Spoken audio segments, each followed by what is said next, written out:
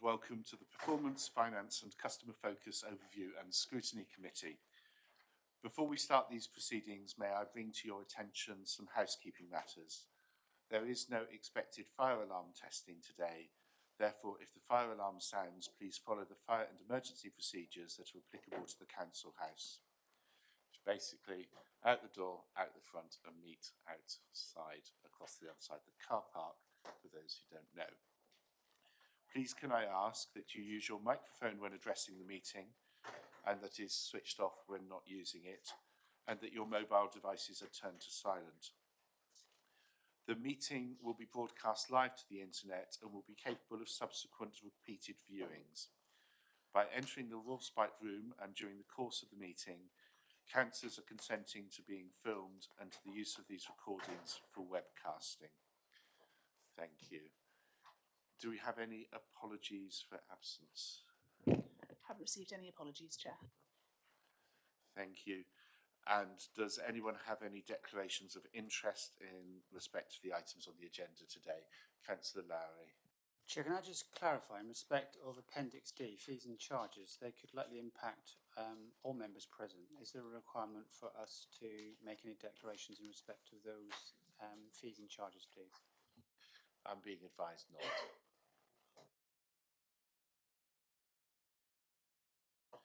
No others? Thank you. Moving on to minutes of the last meeting. In your main pack, pages 1 to 12. Are there any corrections to those minutes?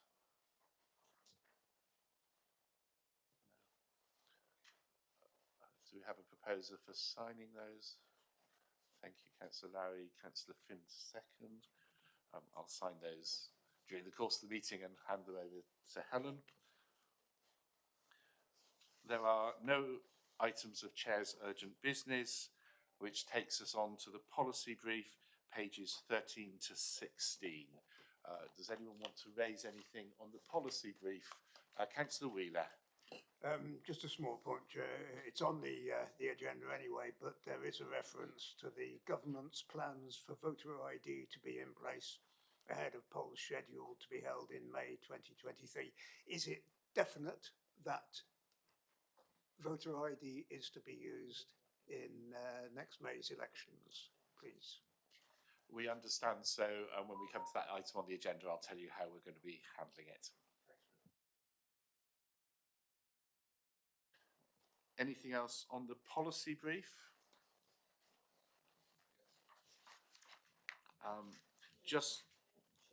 Yeah, Councillor. Yeah, we have discussed in the past, because it's not always clear from looking at these policy briefs as to whether there is any impact or benefit to the city. Is it possible to give some consideration, I don't want to put anyone to unnecessary work, of identifying which of these policy areas of legislation changes does have an impact upon us and how we're going to deal with them, please? Thank you. Mr. Drago. Thank you, Chair, through you. I think the answer is yes. We'll make sure that's in place for your next meeting.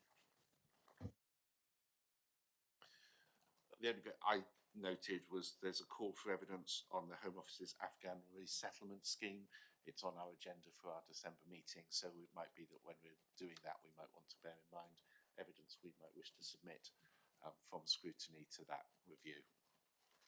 So if we could be reminded of that at the time, that would be useful. Anything else on the policy brief? No? Thank you. I'm now going to slightly amend the agenda just to enable some movements which include Councillor Shea needing to get to Coventry later today, I understand. Not too late, please, Chair. Yes, so we're going to do items 7 and 8 now. So we'll move initially to the Corporate Plan Performance and Risk Report.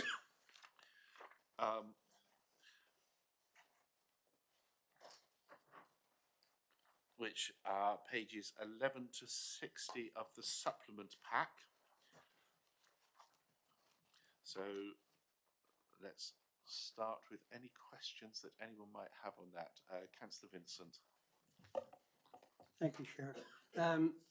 On page 53, it states there the council is not meeting its obligation to keep data secure by failing to adhere to Data Protection Act 2018 regulations.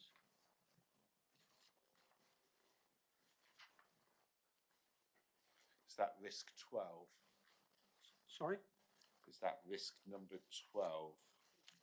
The top one on page 50. Oh, yeah, sorry. Yeah. So there is a risk of that. Through you, Chair, yeah. Councillor, it's an identified risk. So it's not necessarily something that has happened, but it's something we're at risk of. So what you've got there is a description of that risk and the mitigation next to it. Those are the actions we're undertaking to make sure that it doesn't happen to our best ability. Also 14, Chair, the council is not meeting its legal obligations regarding health and safety and well-being of the workforce. Through you, Chair, again, yeah, identifying the risk of that situation and the mitigation is included next to that risk. You've got an agenda item later on the big listen, which is part of that mitigation. Thank you, Chair. Thank you. And in terms of item 12, in our February meeting, we will be talking about cyber security, as requested by Councillor Partridge at our last meeting. So we'll be talking and looking at that in more detail then.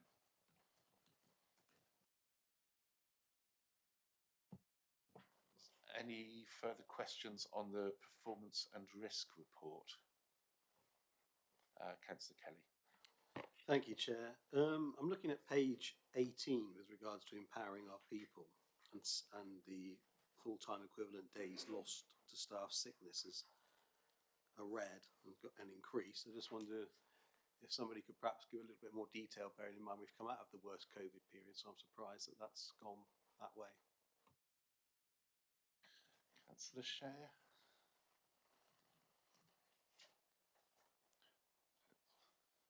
It's page 18 of the performance report, the first one under delivering on our commitments.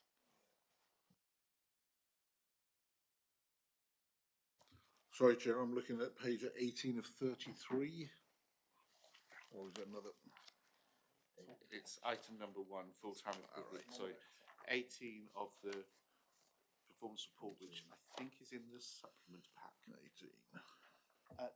Happy to have an initial crack at that, Chair. Unless Charles wishes to have an initial crack at it. I did want to wait for the cabinet member to give the sort of political leadership response, and this was purely measures in place at a managerial level to address what has been identified as a significant issue affecting the workforce.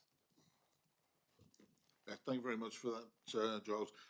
Yeah, we have an issue with regards to our sickness, but one of the things that we do is look after our people by having a well-developed policy for absence and sickness. It's obviously well used at present. Chair, through you, I'm not aware of any significant changes with the policy or welfare of Plymouth City Council's staff, so I'm not aware that the policy or extra care has been changed. So I'm surprised you haven't answered the question with regards to it's going the wrong way, yet we've been through the worst of COVID where you would expect that to have increased. It's actually quite worrying that it's increasing when obviously rates of COVID infection are actually low. I didn't say that we looked after our employees any better or any worse. However, COVID is still with us.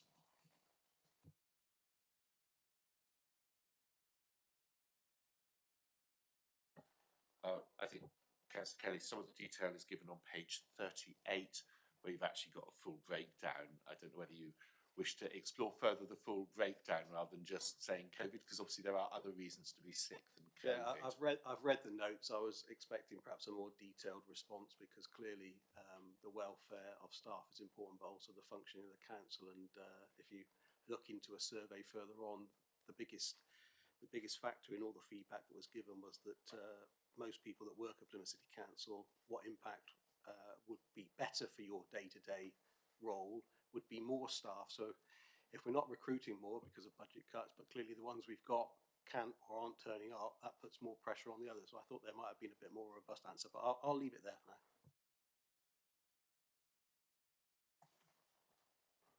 Okay, if you're happy to leave it there, I was just making sure that people knew that, as well as on the front page, there was that more detailed breakdown on page 38, because the page references can be a bit confusing when you have an internal report reference, and obviously the report is part of a bigger report that has another page. So.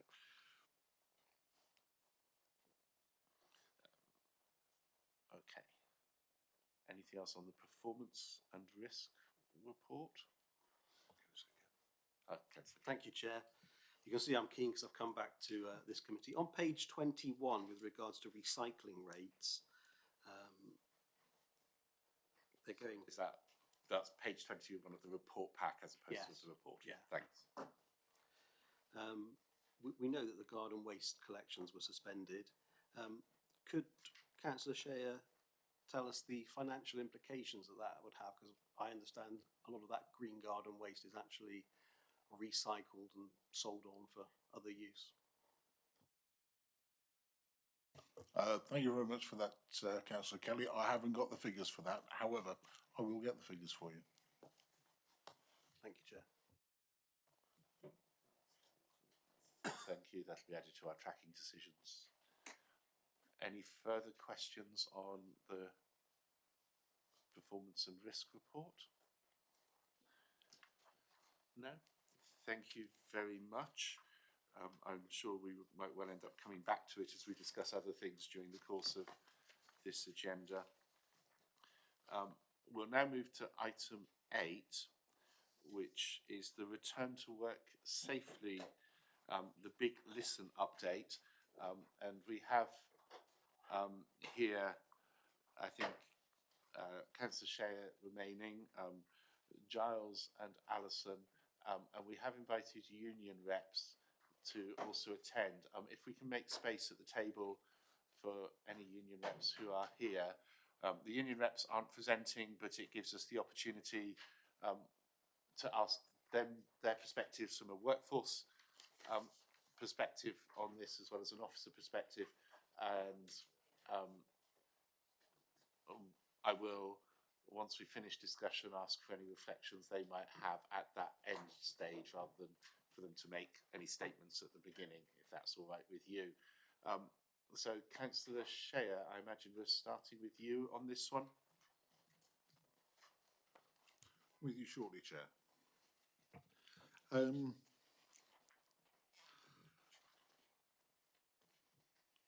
The purpose of the report was to share the main findings of the big listen. There's a significant amount of detail in that report, and it's very much alike the ones that I've seen elsewhere. However, we do need to bear in mind that this report has been taken across all of the council employees here, and that currently there's no benchmarking data really undertaken by other councils to really measure the information that we've got through. So ultimately, the information that we have is a clean cut of a post-COVID Plymouth City Council.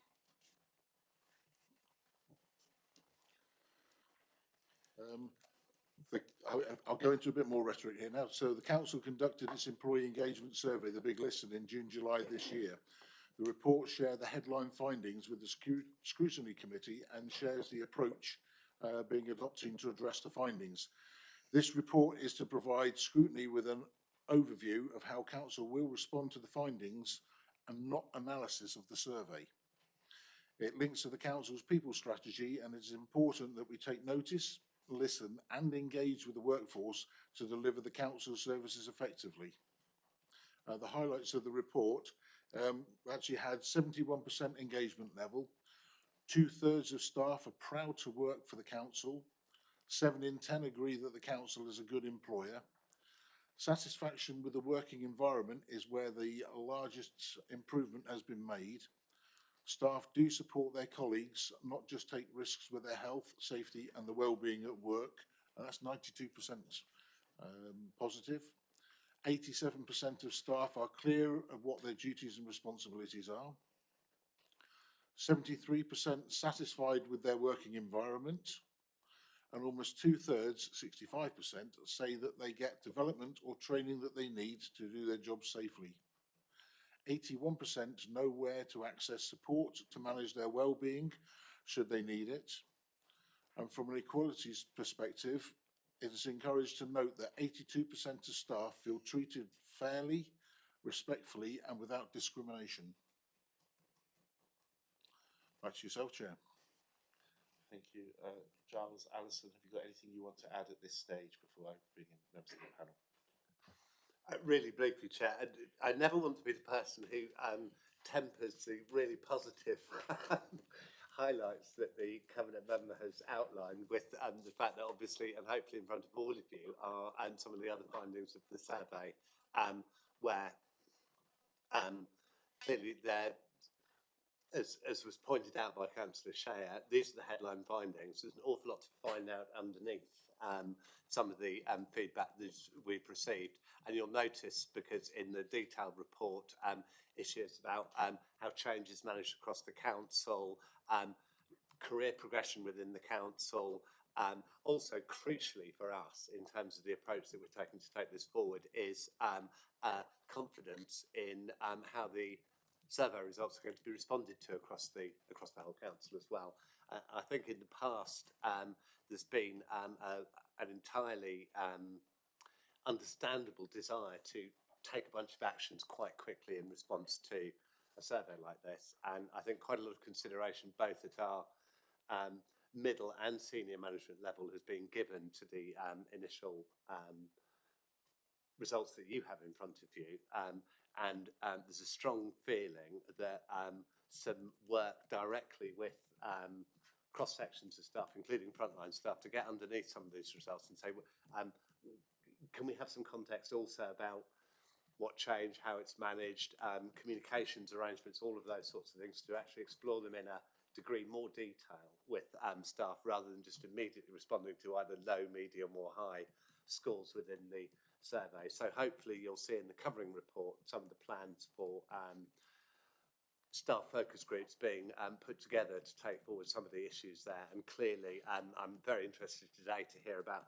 what trade union colleagues and of course fellow members have got to say in terms of the response to it. This is a really rich source of information about, and I think once again, as Councillor Shea said, local government in 2022, following that the amazing efforts that everyone took, members included, during the pandemic, now facing some pretty significant financial constraints across the country, never mind just the public sector.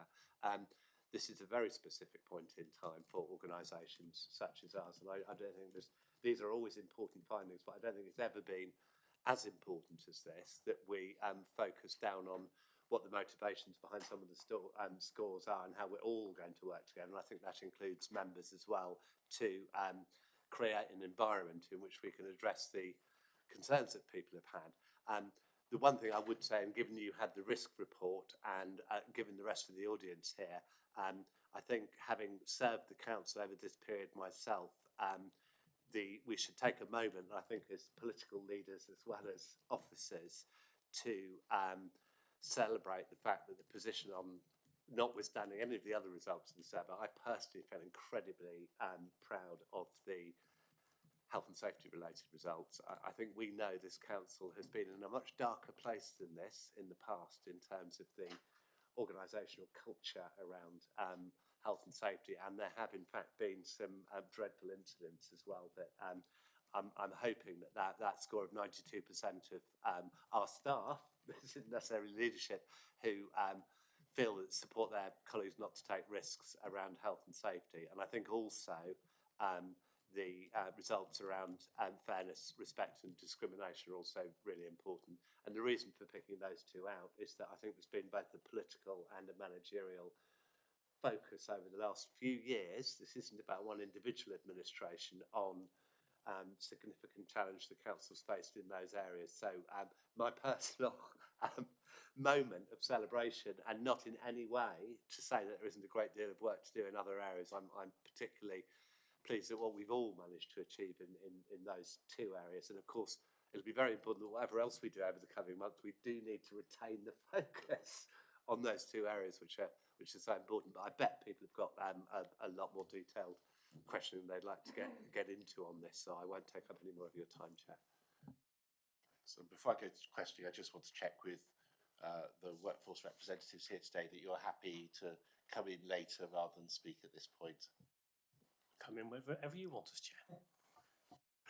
Thank you. So I think if we open it to discussion, we might need to bring you into some of those discussion points, and I'll ask you to make some reflections at the end, just before we have the Cabinet member summing up. So Councillor Kelly, then Councillor Lowry. Thank you, Chair. I welcome this report. I think listening to your employees is absolutely paramount in order to be more efficient and a better workplace. It's headed up the big listen. I'd be keen to understand Councillor Shea's thoughts and response really with regards to the response rate of 51%.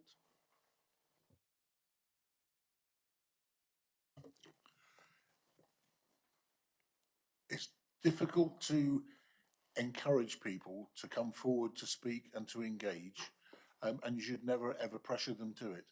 But I thank those people that have engaged for putting forward their thoughts and the responses that they've responded with. Chair, also, and Councillor Kelly, just for observation, at 51% for a organisational staff survey is top quartile for percentage rate, very, very high.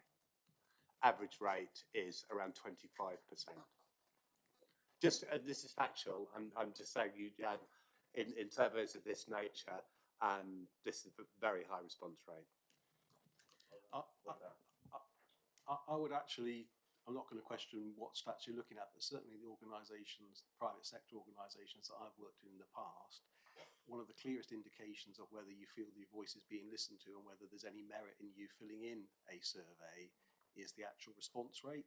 So you've got a big listen, but half the employees have chosen, for whatever reason, not to engage at all, and therefore their voice is not heard whatsoever. So I would counter what you're saying. I think in an employee situation where you have managers that can cajole and influence their staff to give meaningful feedback, then we really ought to be getting a lot higher return rate or response rate than what we've got here. So that's me comparing with other organisations that I've been in, and I would be quite distraught if only half my workforce saw fit to respond.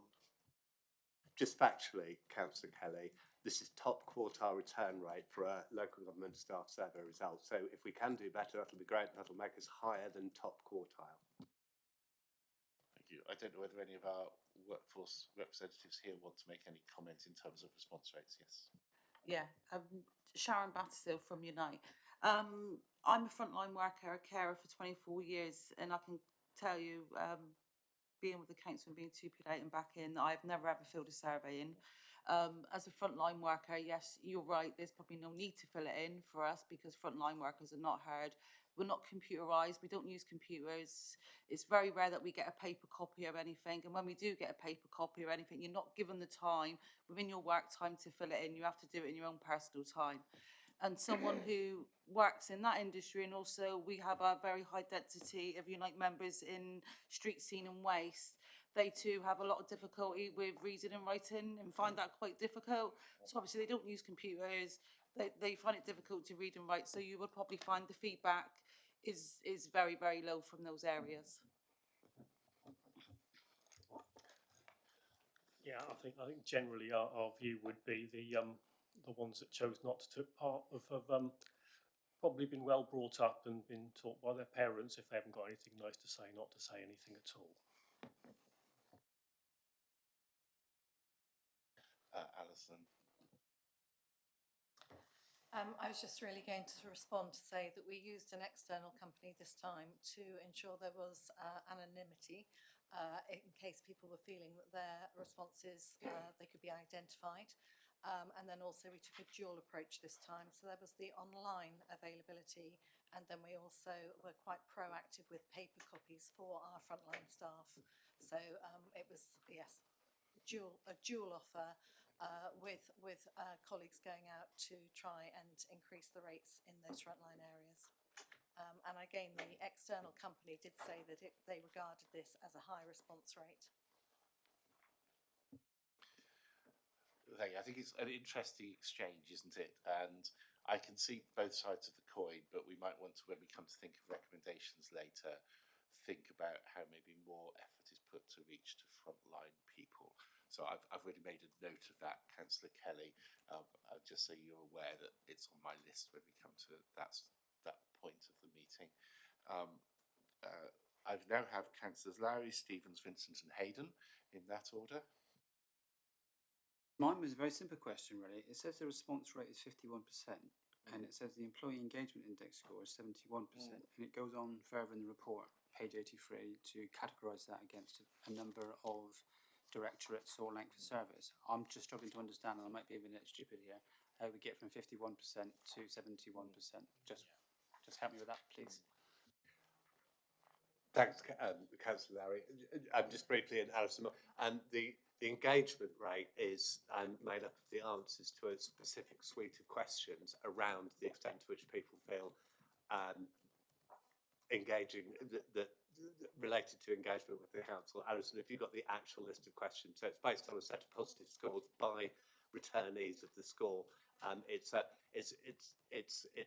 basket of scores that are used fairly consistently across the industry to indicate people's level of engagement with the organisation, as opposed to their views about health and safety or etc. And it's one of our constants throughout the surveys over the years to measure level of engagement with the council. But I don't know if Alison's got the specific questions to which no, I that haven't. applies. So I think you've answered it, Giles, in terms of it's the answers from those completed. It's not answers of 100%, it's answers of those that completed it.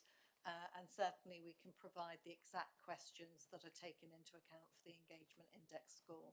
So it's not all questions that filter into the engagement score.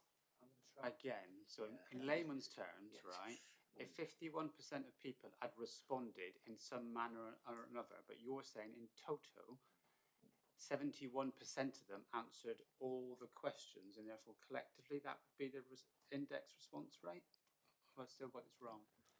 So the answers are based on the people that completed the forms. So that's 51% completed them. yes, and so every other percentage you see are on those that completed it, and then to get to 71%, it's the average of a series of questions, a basket of questions from within all the questions. So those that make up the engagement score, I'm not making it's based on, I don't know, 10 or 12 of them. So sorry, I'm going to. No, can I press it here or not? it's how I just want to get this right. So if there are 10 questions, say. that's just an example. I'm not. Yes. If there are 10 questions and I answered 7 of them, and I say 7, and all of us answered 7 of those questions, the employee engagement index score would be 70%, correct or not? No. So it's not the completion, it's what the answers are with them saying agree, disagree, etc. So it's that right. side of it. All right, I'm getting there. Yeah. Can't be as simple as that. Okay, I understand, thank you. And just picking up on that, this is one of those where we don't have a comparison to 2018, yet clearly when you look on page 82, there were engagement questions asked last time. I just wondered why there's no engagement comparison to 2018, given that working my job makes me want to do my best is 14 points down from 2018. I would like to be working for the council in 12 months' time is 14 points down from 2018. The council is a good employer is 21 points down from 2018. So it would look on the bits that we can see comparison that although we might be 2% above the local authority benchmark, that this is looking worse than the last basket, but we haven't been given that figure. And I just wondered why we haven't been given that figure for comparison against 2018 when we have been given it in so many other places. Yeah, I think it's a calculation based on the scores, and we'd be more than happy to provide it. I think I don't know if it was necessary to inform this in the answer, and I'm sure we'll come on to this later on. We're a bit nervous about comparisons with the 2018 survey, because clearly the pandemic hadn't happened by then. And we all know, and hopefully from our own experience, never mind that of our colleagues, that attitudes to work and attitudes to life have significantly changed over that period. So we're a little nervous. We didn't want to pretend that we don't do these surveys regularly, because of course any sort of comparison is really useful. But I think anybody comparing survey results between now and before the pandemic would naturally put that health warning against them. But there's no specific reason for either including or not including the engagement score. And if you're happy to receive it, we're happy to circulate it. I think it would be useful. And just out of interest, really, more than anything, I think that, and it is interesting that in terms of variance to local authority, we are apparently at headline 2 points ahead, yet we're -4 on working my job makes me want me to do my best, -7 on I would recommend the council is a good place to work, -3 on I'm proud to work for Plymouth City Council, and -4 I would like to be working for the council in 12 months' time, with nothing on the council as a good employer. So it's a bit difficult to work out how we end up on +2 when there's a load of minuses. So some of these figures are a bit difficult just at this headline to understand, and I think maybe some more work needs to be put into that headline employee engagement, because when you begin to look at the breakdowns, it becomes a bit more awkward to understand, Giles, and that's not comparing to 2018, that's comparing to our local authority benchmark, which I would assume is more accurate. Yeah, we were really anxious to get, because I know I'm always fascinated by benchmarks as well, because they're just really useful to see how we compare. The 5 local authorities that we found, 3 of the surveys were from 2019. So I'm afraid even the local authority benchmark for these specific questions is like, and one of the difficulties going straight into this straight after the pandemic with the survey is there's not a lot of data around at the moment. So we're more than happy to provide it. I'm just a little bit nervous about how useful it is, really, because they're relatively small numbers of comparatives. Okay, thank you. Sorry for jumping in there. It was just while Councillor Larry was on that. Councillor Stevens, Vincent, Hayden, and then Kelly again. Thanks, Chris. I just want to go. I'm confused about this turnout and engagement figures. Page 65 at the top, at the bottom of that page, 51% of Plymouth City Council's workforce participated in the staff survey. What does that 51% mean? 51% of staff did what to qualify for that figure? 51% participated in the survey. So 51% bothered to log on and answer at least one question. Okay. And when we look at the number of, so then going from that to the 71%, all of those 51% needed to do what to get us up to 71? Are we going back to the basket of questions question? It's a basket of something, so I think it would have been really useful to have a list of the questions here to tell you. Is it true that 49% of the workforce did not take part at all in this process? Yes. Okay, thank you. I suppose, following on from that, what I would like to ask both our officers and our trade union colleagues is, when it was decided to do the survey, and you said it was an external organisation, presumably the engagement and choosing and selection of that body, the design of the questions, the methodology of reaching staff who have easy access to IT, staff whose jobs doesn't allow easy access to IT. Presumably that was discussed with our trade union colleagues in advance in designing the process. Is that right? I wasn't the lead officer, but my recollection is that it was discussed at lead officer meetings. Yes, it was. In all fairness to the people that put this together, in previous years we've always had complaints about I'm going to be identified if I say anything that my manager doesn't like.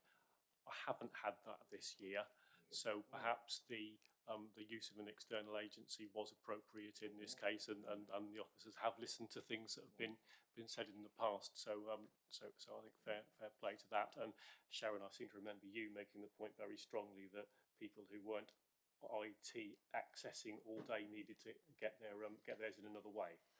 Yeah, I'm not really 100% sure how frontline workers did get them, or people that weren't on computers, how they did get them, whether they would have had to go into an office and request them. That means that they would have to know about it to go and request them.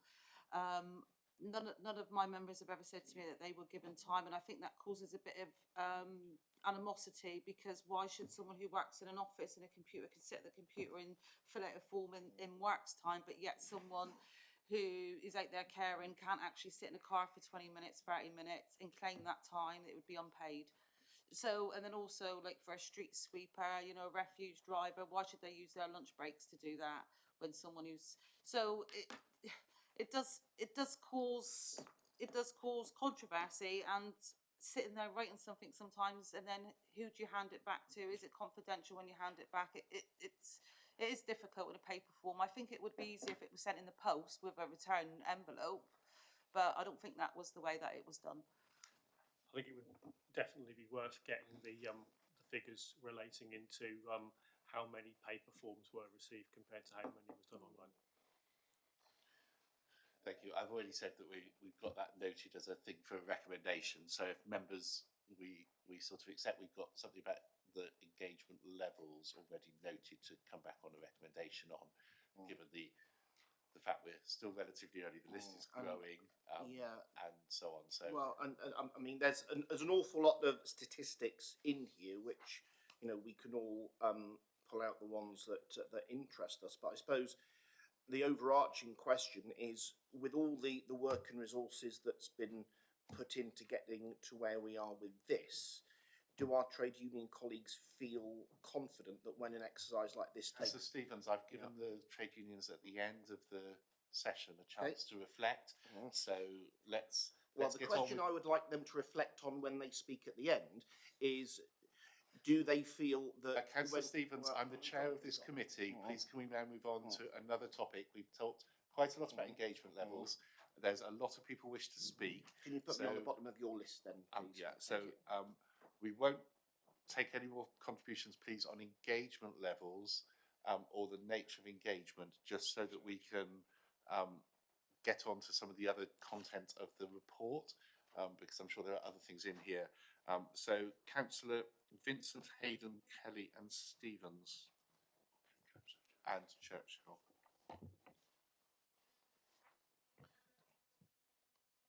Okay, thanks, Chair.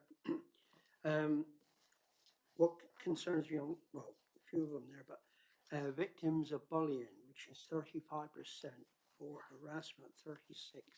That's over a third of staff that are affected by that bullying and that. Now that there must have an adverse effect on sickness levels and things like that, which is Just another quickly cost to us. Give the page reference for Sorry, people. I thought I did. 108.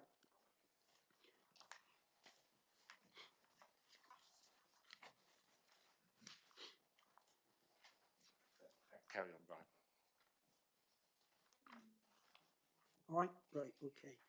Yeah, and it does concern me on all quite a few of those there points, but at the end of the day, a lot of the people seem to be slipping through the net and not getting the opportunity, listening to some of the comments about being able to put their voice forward or feelings forward on these here.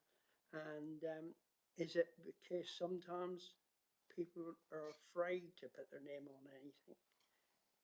And if they have to do it in writing, then they feel they're going to be identified and are worried about repercussions.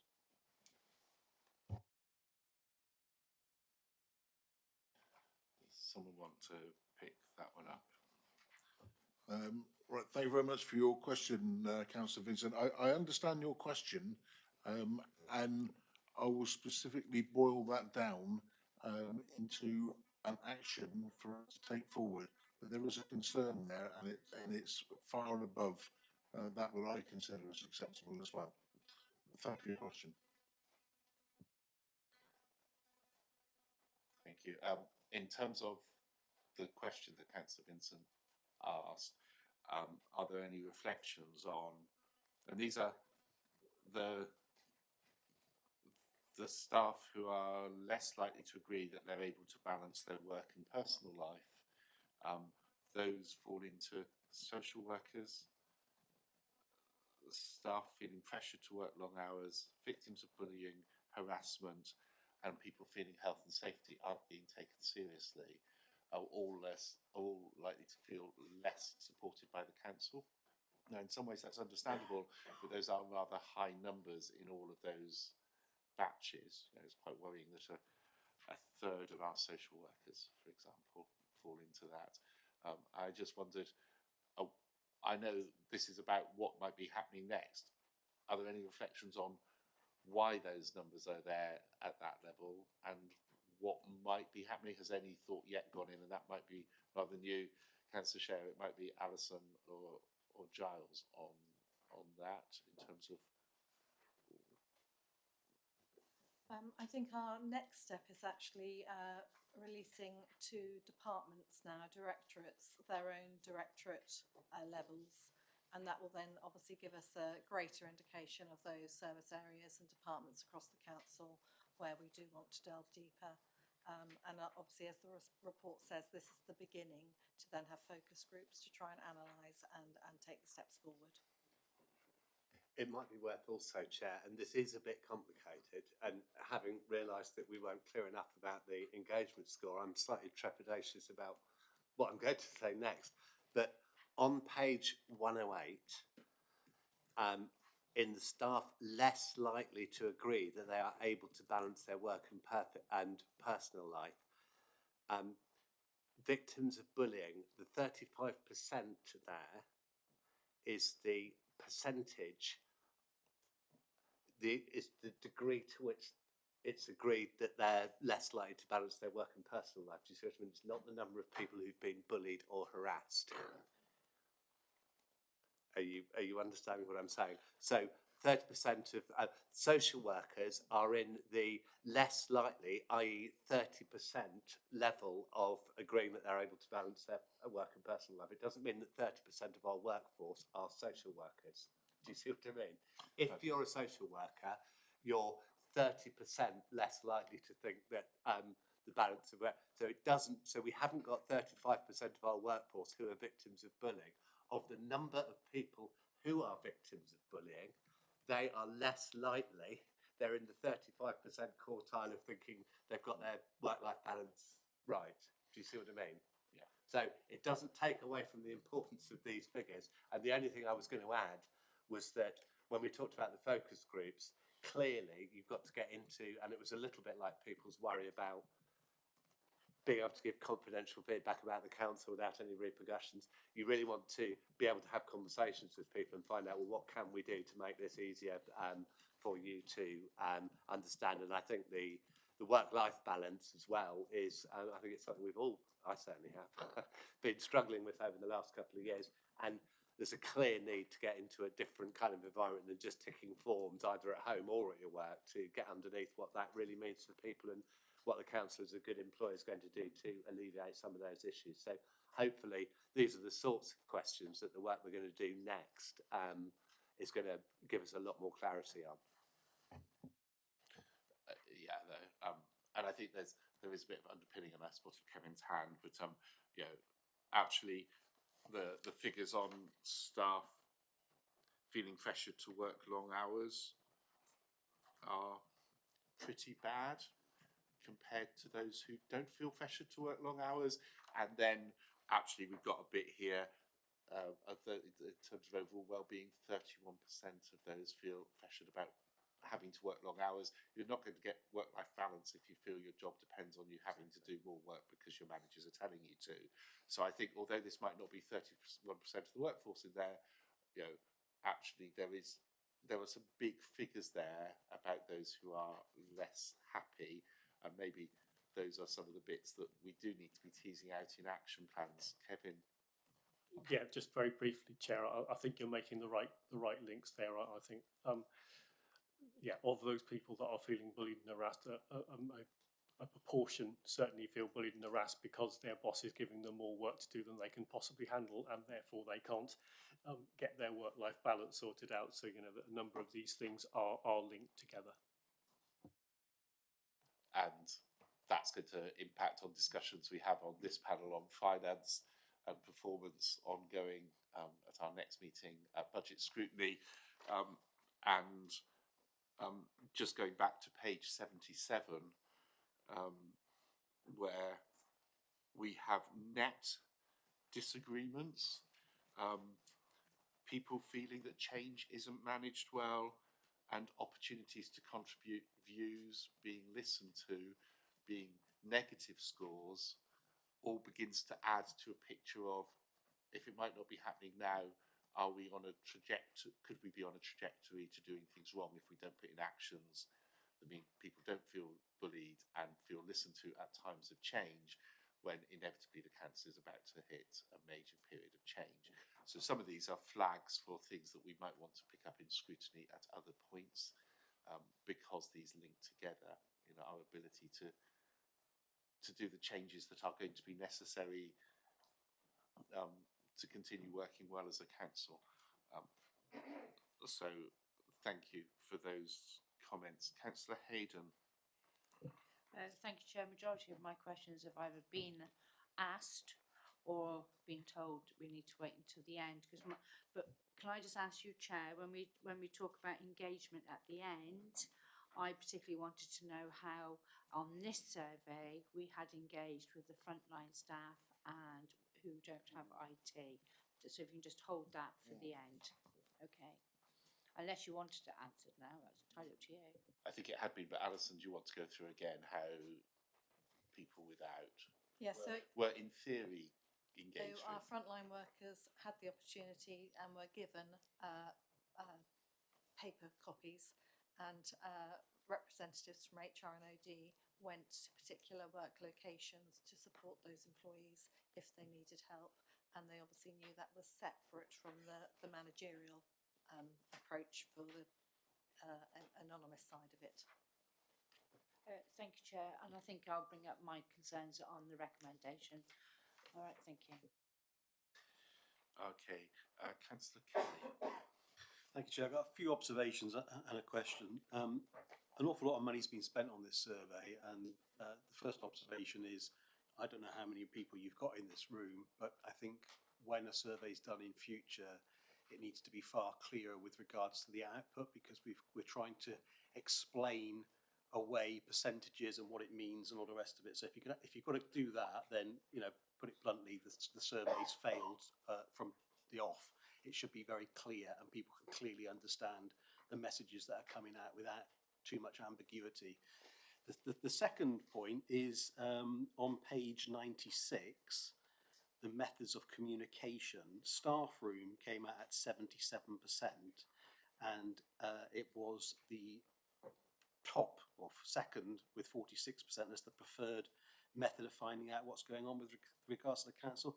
Correct me if I'm wrong, but is that a literal staff room? There isn't a virtual staff room we're talking about. So my question is, in view of the importance of people understanding what's going on with the council from that staff room, what's the percentage of staff that are now actually back working in and from council properties rather than remotely?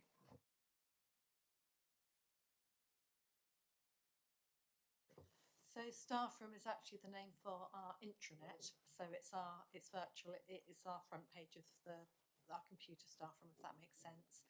And managers without or employees without access to staff room because they're not PC or laptop users it's a manager's responsibility to cascade down key messages. And again, that's reiterated that some of the news on staff room is put in the weekly staff news, again with managers knowing that's their cascade method to tell their frontline workers.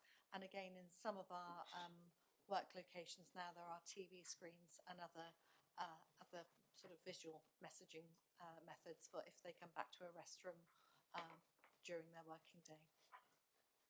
Thank you. That's why I wanted to clarify, because I thought that we did have like a virtual staff room. I just wanted to clarify that point. The other area that's been spoken about, and I know in previous surveys, it was the frontline staff that the response rate, rather than engagement, the response rate was relatively low. And I know that we had long discussions about actually trying to get hard paper copies out to those. When it comes to the recommendation, Chair, I would like to add something that's been breached. I think that we've already said that we will be talking about that. Yeah, I know, so that's why I'm just reiterating it. Thank you. Councillor Stevens.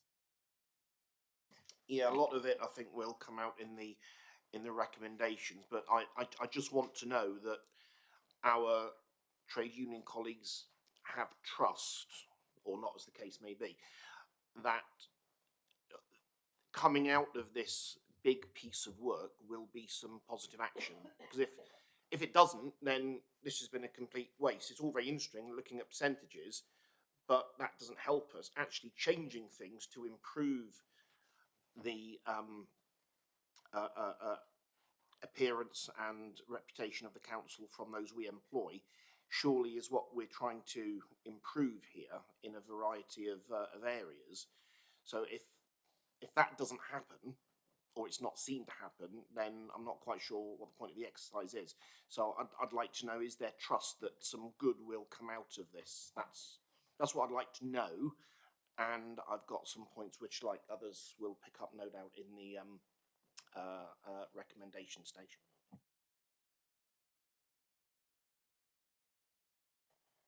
Don't know whether any of the workforce representatives around the table, I think we've got Sharon, Kevin and Patricia all here. Oh, I'm very reluctant to press that button. I'm not going to be the one that does it.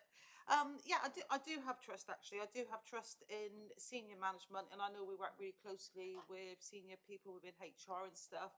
But what I don't have trust in is that from there on, you know, Alison says that things get cascaded down, and it's a bit like that whisper, isn't it? When it gets to the 10th person, is it the same thing that started off at the beginning? So the intention's there, and it is a really humbling intention from senior figures, Kim Brown, Alison, and HR that we work with. But like I said, by the time it gets to the bottom, and the bottom is where we need it to get, and where it desperately needs to be, it unfortunately, no, I have no faith. Well, actually, I know firsthand is not there, but that's not anyone's fault at this level. It's just under resourcing. You know, everything's been stripped back to the bone. There's lots of many reasons for it. You know, 10 years of austerity, 12 years, and you know the people that are impacted are the ones at the bottom. They always get impacted the most, don't they? So unfortunately, it's life, isn't it? But Kevin, I'm sure you're. There's clearly a lot of cynicism around, and it gets expressed to us on a regular basis. I think the idea of engaging with groups or focus groups, if you like, on some of the thorniest issues like communication. I certainly find that no matter how much I communicate, people tell me they've never heard from me. And I think, you know, that could be useful, but I think our experience in the past with staff surveys is that the changes that have been made are the changes that those in charge wanted to make anyway, rather than the messages that the workforce were hoping that they would listen to. And I'll share what I think some of those are later.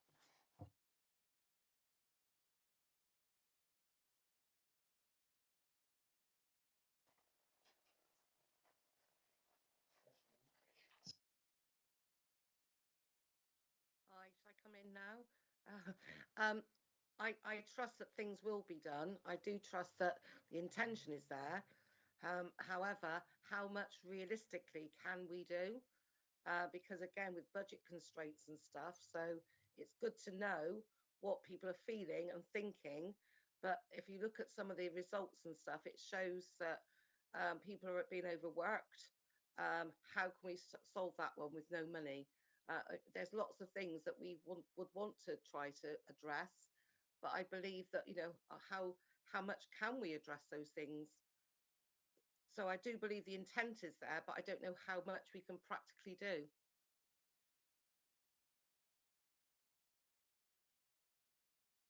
Okay, thank you very much. Councillor Churchill. Yes, thank you very much, Chair. Many of my questions have been asked by Councillor Vincent and, of course, yourself, Chair, and answered by Alison, I think it is, and far more elegantly than I could ask them as well.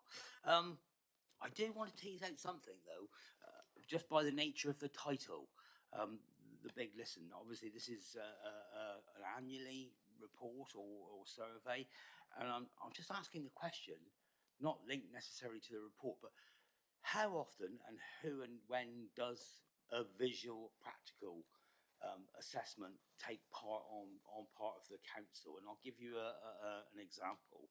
For a machine operator, say at Chelston Meadow, who's operating a large piece of equipment or plant, he or she has to fill in a daily list about the machines, this capability, that, is it fit for purpose and all that.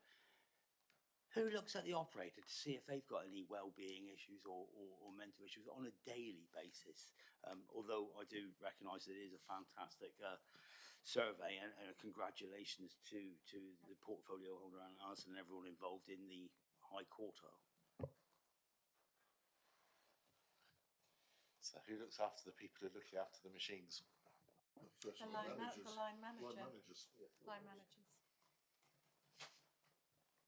Thank you. So there's nothing formal in place where someone would go and talk to somebody on their machine and just see how they are and kind of tease out of them if they've got any health and well-being issues or anything like that. For specific reasons, we might do toolbox talks. If it was health and safety reasons, things like that, there'd be specific visits. I think, I'm trying to think if it was there this year. I think definitely last year a flu clinic was held at Chelston Meadow. So we do go out to the places with specific things.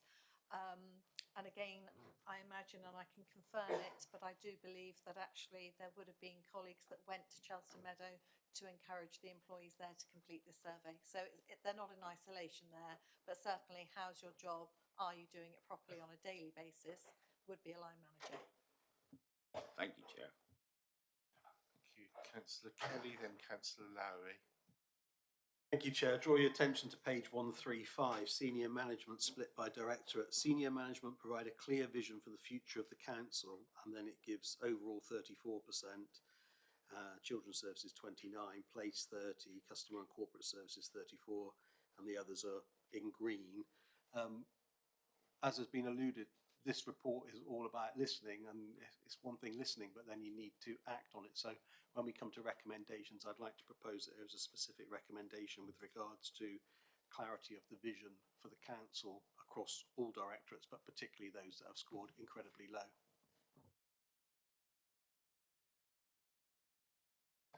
Thank you, Councillor Lowry. Chair, I welcome the report done in this fashion because it's the first time it's been done by an external agency, so therefore it's kind of removed some of the doubts from line managers and the concerns around the trust issues that have been raised. So I think we should welcome it. There's lots of positive news in here, but as you'd expect, there's also some very concerning issues in here. I note you're going to, very shortly, going to go to recommendations. I'm just a bit concerned that this committee is going to set the direction of travel for what should happen for this report. I would have much preferred for this report to have come to us with a direction of travel set as to how it's going to be used and implemented next. And there might be reasons why that's not happened. Maybe it's because you called for it yourself to be presented to us. But I would almost implore us to maybe make a few suggestions. Officers to go away to consider those suggestions in light of what their intentions are, and to come back to this committee and say this is what we've agreed to do, this is what the recommendations are, as opposed to, because I've not got 15 recommendations in my head, but it would need, it's going to be a comprehensive list of stuff that needs to be done for this to be enacted, and I'm just conscious that it's perhaps not entirely our place to be doing exactly that. I agree. I think last time when we had the return to work report and Kim was here to present it, one of the things that was mentioned was that this survey had been done and there were some really interesting results. And as we are responsible for scrutiny of HR, we asked to see the survey results. And actually for Kim to have taken that draft report, had the discussion she's needed to have and to us to publish in relatively few weeks. I will give her the credit that that is due. So we have got very early in the process. You know, the fact it hasn't yet been cascaded down through directorates means we are getting this very high level bit. I think when we come to recommendations, we need to be conscious that there might be some areas we want to highlight, but I think it will be, and that might be about what happens next time, so the planning can happen on that. I think in terms of detailed action, you're right, we need to be cautious in how much we dive in yet before we've had that, but asking for stuff to come back here so that we can begin to drill down. And I think usefully, I would recommend that when we come to that bit, that we do make sure that union representatives are involved in those discussions with us on HR issues as a norm for us. But we'll sort of moving towards recommendations now, because I haven't spotted any more hands, and Councillor Finn hasn't nudged me to say there are any more hands. So I just wondered whether Sharon, Kevin, Tricia would like to reflect back on the survey, what you've heard, what we've been saying, and anything else you might like to put into this conversation at this point. Yes, I mean, I have done a small report on behalf of particularly the three councillors on that direction, sorry. Hopefully it's got as far as Councillor Kelly in the other direction. And can we ask that you email that to Helen, so that we can, I will certainly do that. so that she doesn't have to retype it and we can publish it as an additional late supplement paper. Yeah, absolutely. I mean, we were not able to see the report until fairly recently. So we haven't had a huge amount of time. We'd asked for it and we knew, and one of the reasons it was a two-following report was I gave Kim a chance to make sure that unions had seen it before it was published. Thank you very much, Chair. We appreciate that. I think we're obviously going to focus a little bit on the negative, because people tend to come to us when they've got a problem rather than when they're feeling really happy. But I do think that the council needs to recognise that there is a lot of negativity among the workforce. I think somebody has already pointed out that satisfaction levels are down across quite a lot of the metrics that are being measured from when we previously have measured. Staff don't seem to think that there is a particular vision or leadership within the council. And there also seems to be diminishing faith in more direct line managers. Now that may reflect tough times, you know, and just blaming the person nearest to you rather than you know, genuine poor performance by any individuals. And we certainly haven't got anyone that we're pointing any fingers at individually, but there does seem to be that lack of faith in the future. We noted that training opportunities are limited. Over a quarter of staff seem to be ambivalent about whether they still work for the council in 12 months' time. 12 months is not very long, is it? You know, I think it was I did write that down. 13% are actively looking to leave. They're looking for other jobs. Oh, sorry, 13% was the turnover in the last 2 years. So people are leaving. You know, traditionally, council staff have been long-term man and boy people like myself. That seems to have gone away. People come and go in far more, far greater numbers. You know, why is that? There is an expectation that change that is coming is going to be negative, and that they're not going to be able to do much about it. a lot of the questions around were there about managing change. I'm not sure it's necessarily a problem with how we manage change. It's the fact that we are constantly managing change. Most departments that I deal with seem to restructure on a biannual basis. That's clearly far too often. As soon as people get an understanding of how the system works and how neighbouring systems work, I think that's the most difficult part. You know, how does my the department next to me function? You know, and as soon as I get a handle on that, it restructures. So how I work with my colleagues becomes more difficult. So I think that might be as much of a problem as how we handle change, but that's something that clearly needs to be looked at more closely. Communication issues may be linked to the prevalence of home working. Councillor earlier asked the question about, how, if I'm up out at the Murph at Chelston Meadow shoveling things all day, does anyone care what happens to me? Well, I hope they do. The one advantage of those people have is that they are actually at Chelston Meadow around people who can see how they are. We've got a lot of staff. I'm going to pick on the people that answer the phones for us at the moment. Most of them are sat in their bedrooms, front rooms, wherever, dealing with people that are increasingly angry that they're not getting the services that they're hoping to get. And when they put the phone down, there is no one else to talk to. And so I'm much more worried about the isolation of some of those people. Work appears, according to this survey, to be grinding people down. There is insufficient staff. There is a whole load of stress. It is making people ill. Somebody mentioned at the beginning, before in the previous debate, do our sickness figures look worse? Actually, I think our sickness figures aren't bad considering. One of the reasons is because people get COVID, they don't get symptoms, and they carry on working from home. But there is a real problem with long-term sicknesses, particularly stress-related illnesses, and I think that's something that we have to worry about. There's a worrying reduction in job satisfaction, and not surprisingly, we're going to pick up on dissatisfaction with the pay and reward. We reckon that we're about 20–25% worse off in spending power terms than we were about 10–15 years ago. That's a big hit on people's lifestyles.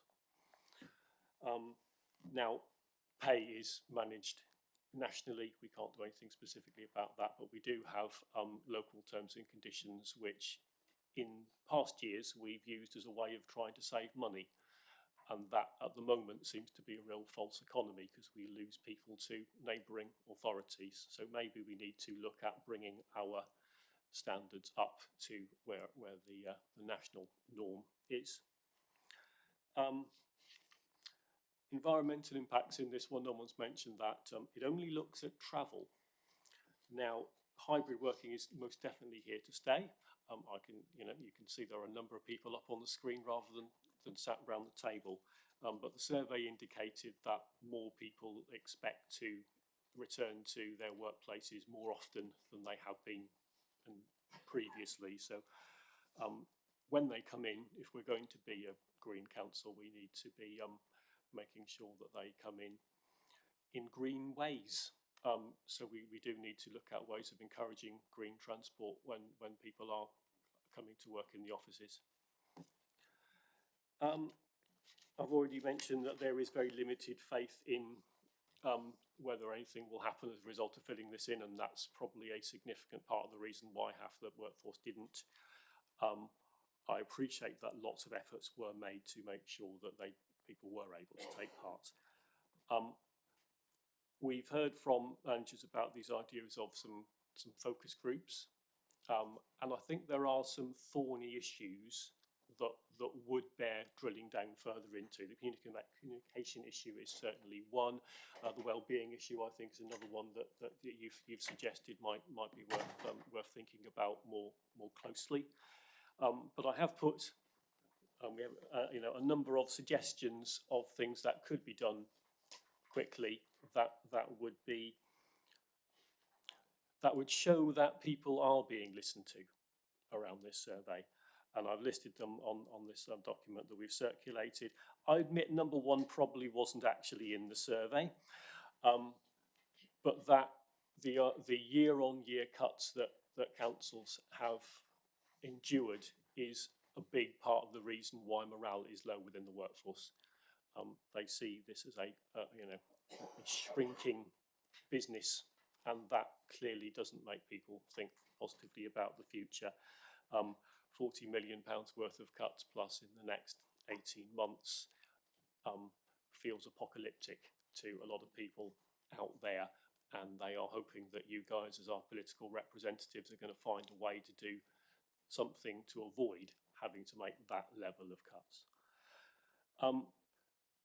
Improve access to training, that certainly came out. People need to know that they can have a career at Plymouth City Council, not just somewhere they can get a job temporarily while they move on to something else.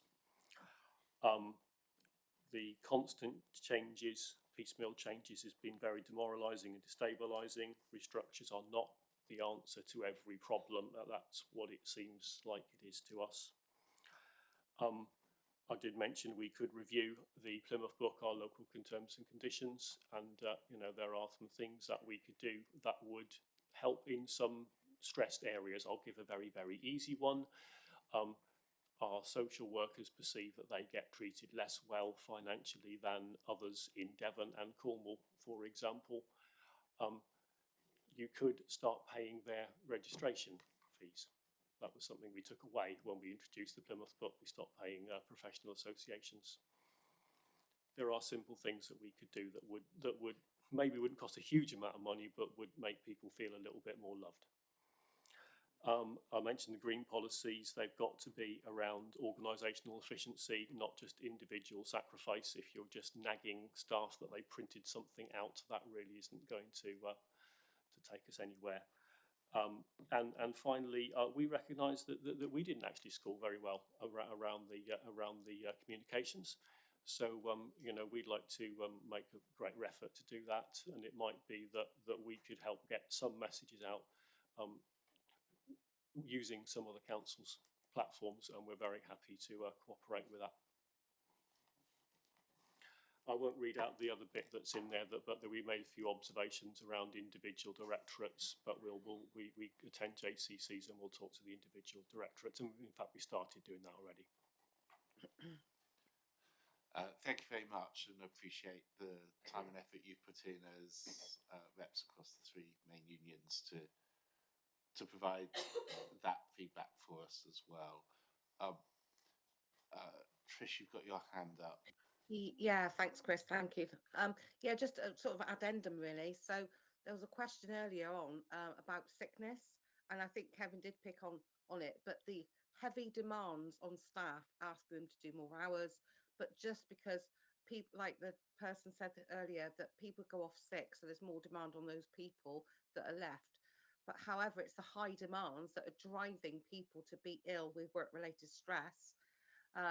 Then eventually they leave. Then we have to recruit them, which costs money. All these different problems cost money. We recruit, that costs money. We have to retrain, that costs money. If we sort of took our foot off the accelerator a little bit on some of our staff and looked after their well-being, maybe they wouldn't feel that they're burnt out and go off with stress, and maybe they wouldn't feel that they have to find another job.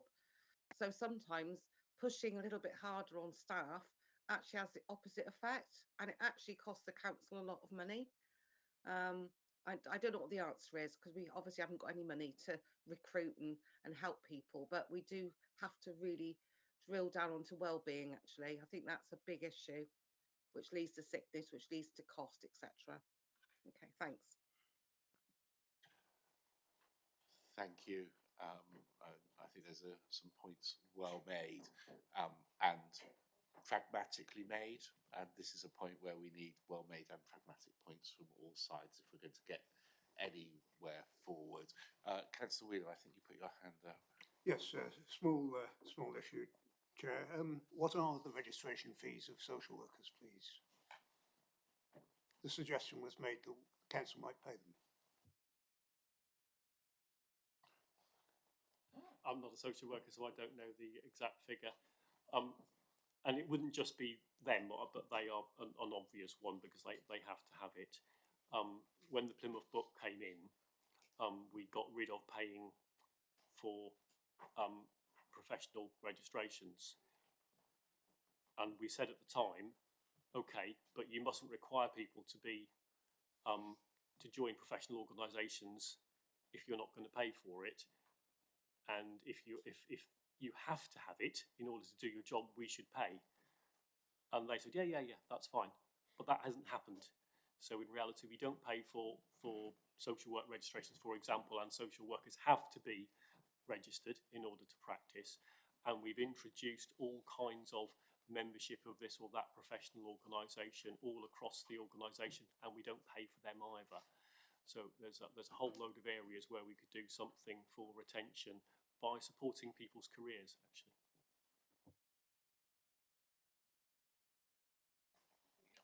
Well, you're going to prepare some recommendations. I think looking into this could be one of them.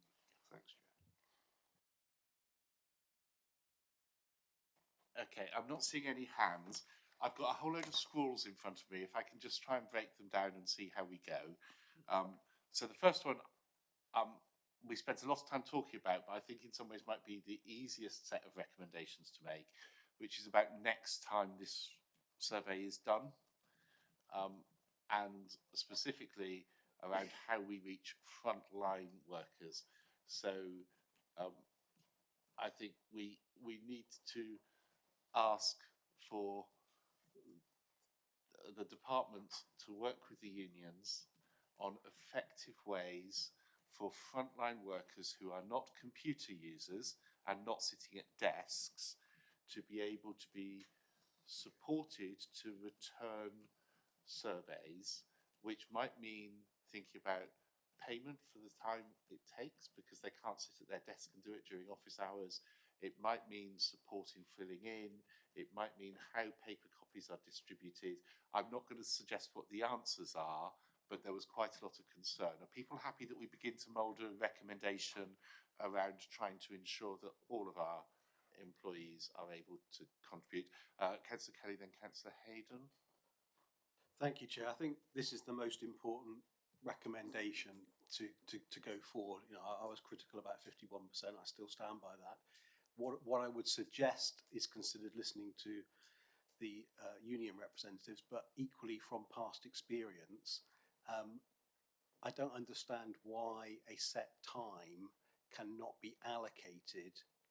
It was over the months of June and July for a department or a set of personnel to have the time out to complete that survey, and actually you sort of tick to say that you have completed it. This anonymity, people don't need to be worried about what they're doing, but in other organisations that I've alluded to with far higher return rates, it's been set that on 9 o'clock today, the first thing that we're going to do is we're all going to do this survey.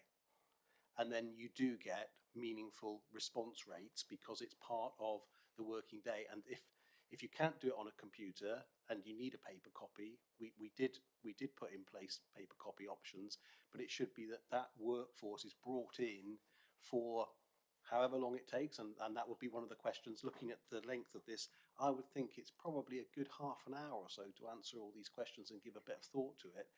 It should be that it's valued, and I think in life, if the council can value the feedback and the big listen by allocating time that people are being paid because they're giving worthwhile feedback, I think that in itself sets off the right tone for engagement with any survey. Thank you. Councillor Hayden and Councillor Churchill. Yeah, I think my concerns comes very much the same, to be honest. I think it should be a paid allocated time to be able to complete this survey. I don't think anyone should be penalised because at the end of the day, our frontline staff are our backbone of this administration or this council. And, you know, we're very grateful for the work that they do, and we should show our appreciation. And also, if we're doing something wrong through that survey, we can then find out, and then we can make men's, you know, better. So I think it should be a paid thing. Councillor Churchill. Yeah, I agree with Councillor Hayden and Councillor Kelly. I'm not sure that I agree that this is the most important recommendation. And by the nature that you read it out first, I'm kind of hoping that I can suggest something before that. Would you like me to do that now or wait? It wasn't that this was the most important. It was It's just probably that Councillor Kelly said that. Yeah, no, Councillor Kelly said that. I didn't. I said it was probably the easiest rather than the most important. And it's not necessarily that it's easy, but because we're looking at a time to do it, got that. I think there are some bits in there of our other discussion that when we get onto, I think you'll probably be able to feed into. Councillor Stevens. Yeah, I don't think it's our job here at this committee to design the method of reaching those hard to reach staff. What I would recommend is that in advance of the next survey, that's a specific conversation that everyone sat to my left has, so that we can prepare, so we don't have this conversation at the committee again. How those staff are reached and given the facility to fill in the survey with adequate time, etc. I think people here have, and their colleagues have, the wherewithal to achieve that offline, no pun intended. And can we not say frontline staff, because there's a lot of people who will be able to fill in the form, have the IT, but are very much frontline. You know, if you're working in the call centre or doing that job from home, yes, you have a computer in front of you. Yes, you can log on, answer what you think the answer should be. Doesn't mean you're not frontline. Those people are very much frontline, bearing the brunt of angry calls, etc. I would prefer hard to reach staff as my gambit. I don't think, say, the implication that people not covered by this are not frontline. I'm not sure that's the message we need to be sending out. But we have been talking about people who don't have access to IT. Someone who's working from home clearly has access to IT.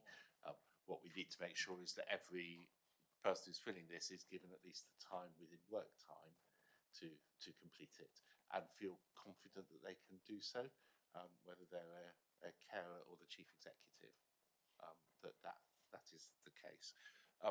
So a recommendation that when this is repeated as a survey, that additional thought is given to how those without computer access are given support to be able to complete the surveys in ways that mean that they're able to feel confident in doing so, and that all staff are able to do the survey within work hours, I think covers all of that. And we would suggest that that process is agreed with the trade unions in advance, and might mean that the trade unions are supported to be able to deliver it as part of a trusted partnership with an external agency. And if we are at that level of highness, we're not getting into the exact how it's done, but we are putting all the key players around the decision-making table, but making sure that as many people as possible are able to complete it. Are people happy with that as our first recommendation? I'm seeing a recommendation. They will have to be put in some order at some point, Nigel. It doesn't necessarily mean it's the most important. And actually, it's a recommendation that probably won't be acted on for a little while. So it is important that it's lodged, and there are people around the table who will remember in a year's time, as this next process begins to be thought about, that this is one of the things that needs to be considered. I've seen not only nods from people in the room, I've watched nods from the trade unions and from the cabinet member and officers. That seems like a very good one, which is why I think that one might have been the easiest one. The next bit is around maybe the second easiest one, that we put onto our work programme a piece of work to look at where council officers are required to have registrations to undertake their role, what those cost, who gets them, who doesn't get them, and what that might mean for the council as we think about that information. I'm not going to prejudge what we would do with it, but if we are given that information, that's something that could go on our work programme, and we could agree when would be an appropriate time for that discussion to happen. And maybe that's another one that we invite not only officers to come and be in the room with, but also staff side, so that we are able to hear both sides of the story before we make any recommendations. People happy with that? Councillor Wheeler? Well, that seems to be putting all the onus on us to make a recommendation, but I suppose a cabinet member could take it up from our discussion now, but can we not suggest that the cabinet looks at it as well? We can put it on. We can put it on our work programme. If the cabinet come and say we're going to be doing this, will you do it as pre-decision scrutiny? We can say yes. If the cabinet aren't doing it, it's on our work programme. And if they do it and don't talk to us, we might say, oh, well, why not? Because we had raised it while you were in the room. So whatever way, it means that we as a panel get to look at the outcome of that and to ensure that we're able to make any recommendations, which might or might not be the same as anything that the cabinet member says.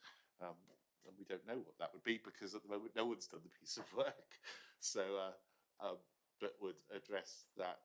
So are people happy with that as an approach? And Chair, I'm sure you'd also respect the normal arrangements for the negotiation between staff side and unions on overall Green Book arrangements, of which this is part, and you wouldn't want to necessarily be seen to be asking the cabinet member or anyone else to move one item as a result of a recommendation of the Scrutiny Committee ahead of or around what in fact is already in place in terms of what our workers and our staff side have already agreed are the key areas for negotiation, but I'm hoping that goes without saying. I don't think we're trying to do the negotiation, but we are able, I think, to look at items and make recommendation from scrutiny, which would then have to go through the sausage machine of wherever it would need to be referred to. And once we knew what the recommendations might be, we could take advice as to whether they were referred to cabinet or to a JCC meeting or whatever. But I think trying to do it with everyone sitting around the table is one of trying to at least be open and honest in our discussions and ensuring that we are well informed. We can't tell the cabinet member how to spend the money, but we can make recommendations about the well-being of staff when we look at the arguments. So people happy with that? I'm seeing nodding heads around the room. So thank you for that, which was not necessarily the second most important, but was number 2 on my list. Number 3 on my list is probably going to have some sub-points, because this is a set of data. It isn't an action plan. And there's a whole load of stuff in here where actions need to be developed. And I think, having seen the data and had a bit of a kick around on the data, we should probably be thinking about how we look at some of those key areas that have been pulled out today to see what the council is going to be doing about them, that we might then want to make some comment on and some recommendations. The bits that I've pulled out are to look at well-being and what our staff well-being is, what it should be, and how the action plan is in place to improve some of those indicators that we have discussed during the course of today. The second one I have is the whole issue of communications, Chinese whispers, how cascading happens, and all of those sorts of bits, or the fact that because something's on a website or an intranet doesn't actually necessarily mean it gets communicated, because that's a very passive way of communication. So actually, that whole bit of the communication point, and I take Kevin's point that no matter how much you communicate, people tell you you haven't. We should be looking to see that we're doing at least the best that we can do. People do also have to take some responsibility, so this isn't a blame game thing, but it's just a bit there. I think it was interesting, we haven't explored it in depth, but there have been a couple of comments about how the way that we are doing this return to work, which is what triggered us seeing this, we do in a green way. And I think it would be quite interesting to see how we can support being a green council as working patterns continue to change. That might be transport plans, it might be all sorts of other things, I don't know, but it would be quite interesting to see the climate emergency element of the action plan in terms of our workforce and what that means. And the fourth one that I had written down was the issue of senior leadership, and how we seek to have an action plan to improve those areas which were more noticeably weak than others. And there's always more to be done, because even a green score, there's still more to be done, but how we can ensure that our senior leadership is ensuring that the council is well understood and delivering, and people are able to feel that they are being led in a positive way. Now, those are the bits that I've pulled out from our discussions, as bits that they're probably not all the same action plan, they might come at different points, but 4 areas of action plan where we might want to see a bit more detail about what the council's going to do. Were there any other points that, in terms of those next steps of action, that I've missed? So are we happy? Sorry, yes, Councillor Cameron. Chair, can I just come in? We are a scrutiny committee, and any organisation will only improve with output. This is an input. This is a listen. So when Councillor Churchill saying it wasn't the most important, the more listening you do, and the more you have an output from a meaningful database, the more you can shape your organisation to overcome and be better at providing the services that we give. Could we perhaps just put some timelines on some of your recommendations? Because I appreciate this survey won't be repeated maybe for another 12 months, but the direct outputs, whilst these are fresh, need to be acted upon quickly, so that those that have taken part can see a tangible result of them spending half an hour or more filling in a survey, rather than it gets lost and nobody sees the benefit. Before we get into process, can we agree content? Well, I'm just asking, content too. No. It's a timeline. Yeah, but that's the process for the content. The content in terms of the action plans were the 4 areas that I'd identified we'd spent some time discussing, because we can't have absolutely everything come back. We have a full work programme and we need to fit this into our timelines. And so what I was suggesting was that we know that there will be lots of action plans developed out of this. The ones that we get to look at are the ones that we've talked about, which are around communication, well-being, leadership and green. Those are bits that have come out of our conversation today. So those are the bits, lots of other action plans will come out of this, I'm sure, both organisationally and within directorates and teams. But those are the 4 that we will get back here. And if people are happy with those 4, I would suggest that we add them to our work programme, and in our agenda setting, work out, having had discussions with officers, how we can fit them into meetings as they are coming up, so that we don't say, we're not going to get them all into the December meeting because we've already filled the December agenda.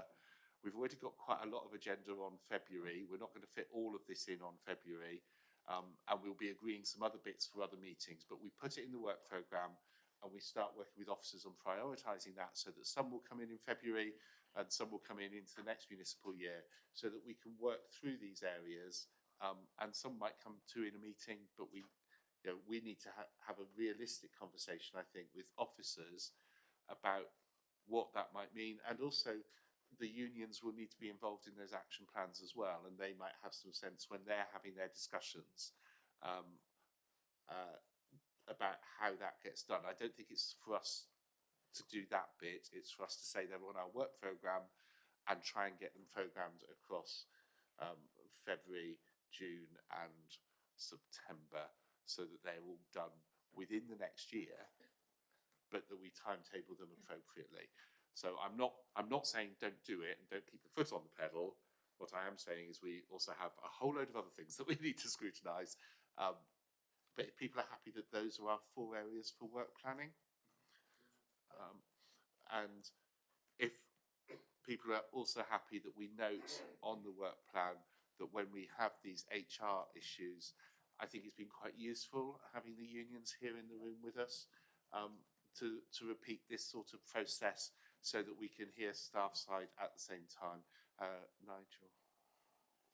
Yeah, thank you very much, Chair. I fully agree in everything you say. With regards to the unions, it might be beneficial if we had nameplates in front of them. Yeah. Oh, do you know what? I reckon I'm going to second that, and we're going to put that forward, because I think you're right. I do need a little nameplate, because we are the voice of the staff. Yeah. You know, the 2,100 staff. You know, we are just, you know, two people, one person there, but there's 2,000 people behind us. You know, and we are their voices. So it'd be great if we had some singing and dancing nameplates. Yeah. little flashes on them. If I could continue, and also on the same basis of names, I'm struggling to see that the reason I'm making such a meal of this is because the unions and the lady with the fine auburn hair on our screen, who also I can't see her name, they've all had great input, and because of the input that these three have had today, I would like to make a proposal. Would you be happy if I did that, Chair? Now.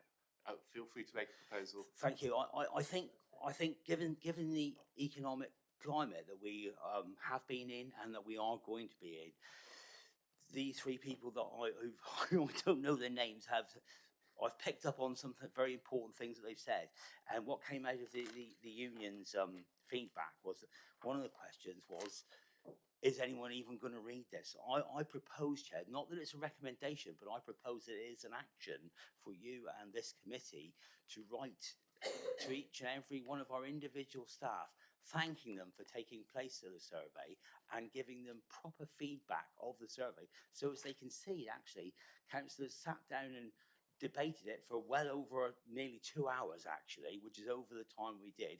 The kind of questions that were raised from Councillor Kelly right up to Councillor Stevens, the other end, and yourselves, and give them a proper feedback and make them feel valued and welcome.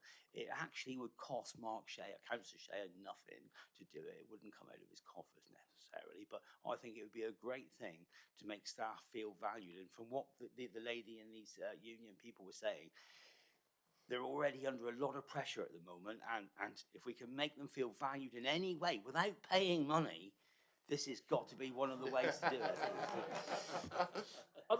We'll feel more value if you did pay us money. Yes, sadly, Scrutiny has no budgets at all. But if people are happy, I'm very happy to write, and for that to be, if people are happy, I'm very happy to work on how we disseminate something like that, and what those methods are. But I'm sure that we can produce some appropriate summaries. Can I just say, I think that would be very warmly received, actually, because, you know, some people believe that there's a two-tier council, and the frontline staff or the hard to reach staff, you know, would probably really appreciate something like that, but they're not the forgotten voice of the council. So, you know, I agree. Yeah. Thank you. Thank you. Thanks, Chair. I know it's not question time, but can I just ask the reps one question? Is that possible? Or not? We're just moving to final recommendation, I'm afraid. Oh, we're way over time, and I'm aware that people have got to leave to be in other places. It's just a quick one. Their agenda. So I'm going to move to recommendations. So the 4 recommendations in the summary are how next time is approached in terms of making sure that as many staff as possible are able to do it. The fact that we add a registration fees item to our work programme, that action plans around comms, wellbeing, leadership and being a green council are added to our work programme, and that I find an appropriate way to write or communicate to staff generally to thank them for their input and give them a bit of a flavour of the discussion we've had today as a result of that, and what we will be doing next as scrutiny in that process. Absolutely. Those 4 areas of recommendation, I'm seeing nods. Thank you all very much. I think that's been a really useful discussion, and thank you to everyone who's come and participated. I think that means that for Kevin, Sharon and Patricia, thank you for coming in. You can stay if you want to listen to the rest of us. And thank you very much, Alison. I think Mark is staying, but this should be very brief for Mark, and then we'll move on. So thank you. Moving on to the Finance Monitoring Report, month 6. For those who are being astute, you will notice that at our last meeting, we also had Finance Monitoring Report month 6. So rather than spending another meeting rescheduling everything that we did, I'm going to flag that in 2 weeks' time, we have a meeting which has the Financial Report month 7, where we will be explicitly looking at how we are going to see the council close the gap on this year. That's the decision that we came to following the recommendation that Councillor Lowry and I met with the Cabinet member to work out how we were going to do that. So we have that as an explicit item next time. So unless there's anything really burning and urgent, I'd like to not re-scrutinise month 6 and give us that bigger chunk of time in a fortnight to look at how the gap is closed, in order that we can move to the next bit of finance, which doesn't require Councillor Shea. So unless there's anything burning, yeah, Councillor Lowry. Just ensure that in the December meeting, where we get quarter 3 or month 7, whatever it is, forget now, that the issues raised at the council meeting last week, in respect of finance only, please. Yeah, I'm sure, I'm absolutely sure. In respect to this item on the agenda, can we just make sure that the comments made are reflected back in the report to us, please? Yeah. And so watch that part of the webcast again. Yeah. So we will find some way to incorporate the comments that were made at council on the month 6. And if people are happy with that, thank you very much, Councillor Shea. I think we are going to do another bit of finance, but that was the one we said we would do a specific deep dive into children's. And so I think Councillor Carlisle is going to be doing that one with David. So we'll move on to that. And we will be, we have a 4-item agenda in December, so we will have time to chew over closing the gap. Thank you very much for your indulgence, Chair. I will exit door right, and thank you very much.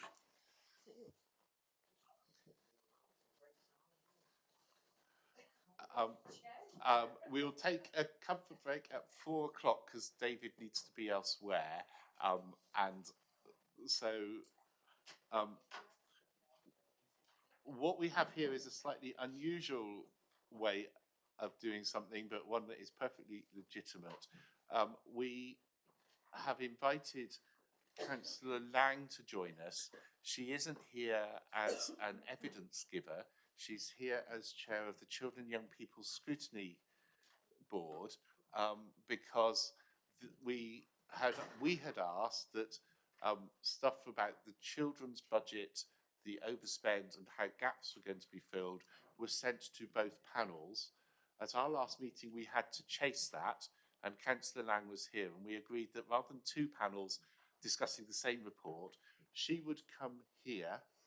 We would have a delve into finance. We're not going to delve into the way that Children and Young People's works enormously, but we have some briefing for it. And we will make any recommendations that then Councillor Lang will take back to her panel if they are regarding scrutiny. So we're just trying to tie up the scrutiny process a little by working together. So Councillor Lang is here as chair of the Children and Young People's Scrutiny Board. We have Jane Anstis from Children's Services and David Northey here to support Councillor Carlisle, and we have the paperwork. When looking at the paperwork, as well as the pack we have in the supplement pack for agenda item 6, specifically on the Children's Directorate, On page 22 of the finance report we were sent, the month 6 one, table 2 and paragraphs 13 and 14 refer to the 6-month outcome of children's services, and on the performance report, pages 34 and 35 relate to performance. And the reason I mention those is when we are doing things here, we're trying to link finance and performance and budget together, and rather than repeat the paperwork, we're just signposting you to where it is.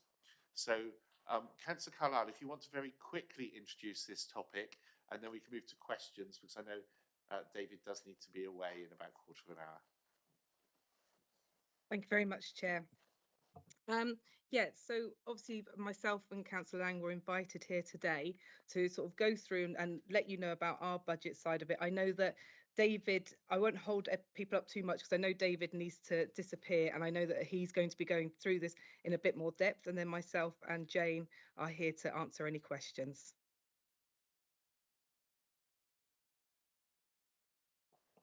Great, thank you. David, do you want to? Chair, I think all I would say is we put this supplementary pack together from conversations with yourself and others on the panel. Hopefully this is hitting the mark in terms of what you wanted to see, is my first question. And then we did publish it, so you have had an opportunity to have a quick look at it. So I think it's just open to questions, Chair. Thank you. And obviously the reason that we pulled this one in the first place, it would help if I had the finance report rather than the performance report. I've got too many bits of paper. Was that, from memory, it was about a 4 million gap where £2 million has been identified and £2 million left at the end of month 6. That's a lot to close when we are now effectively in December with only 4 months left of the year. So that was the context for here. Any questions in terms of the children's budget, pressures, how they're being met, and Councillor Lang, do feel free to join in the questioning. Councillor Lowry. Once again, I'm struggling. Okay, just keep it simple, guys. Okay, so if you go to section B on page 22, table 2 of the end of year forecast by directorate, we've got children's services budget set at £61 million and a forecast outturn of £63 million, approximately, and a variance of £2.2 million. Okay, now forgive me, when I look at this, I would expect that's where I'd start on the first page of this presentation pack. And then beneath that, a breakdown of each of the corresponding sections so we can see where the actual true pressure is coming. Honestly, it's like trying to herd cats, just trying to get the right information in respect of where is the problem that we're looking to understand and hopefully help solve.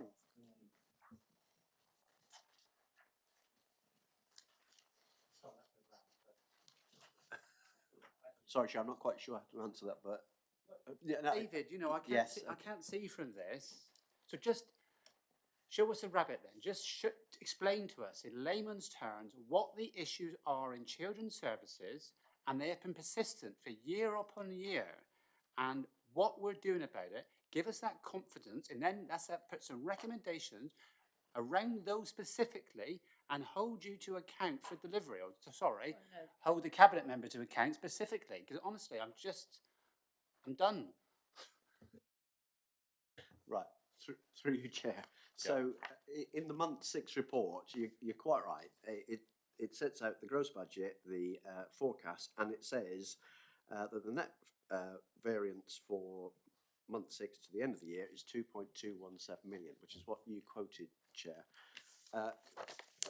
The slide in the pack says what are the children's pressures month 6, and it details the areas of concern and what are driving, and it comes down to a figure of 2217. So to me, that slide, so this is the background that says there's the issue, overall children 2217.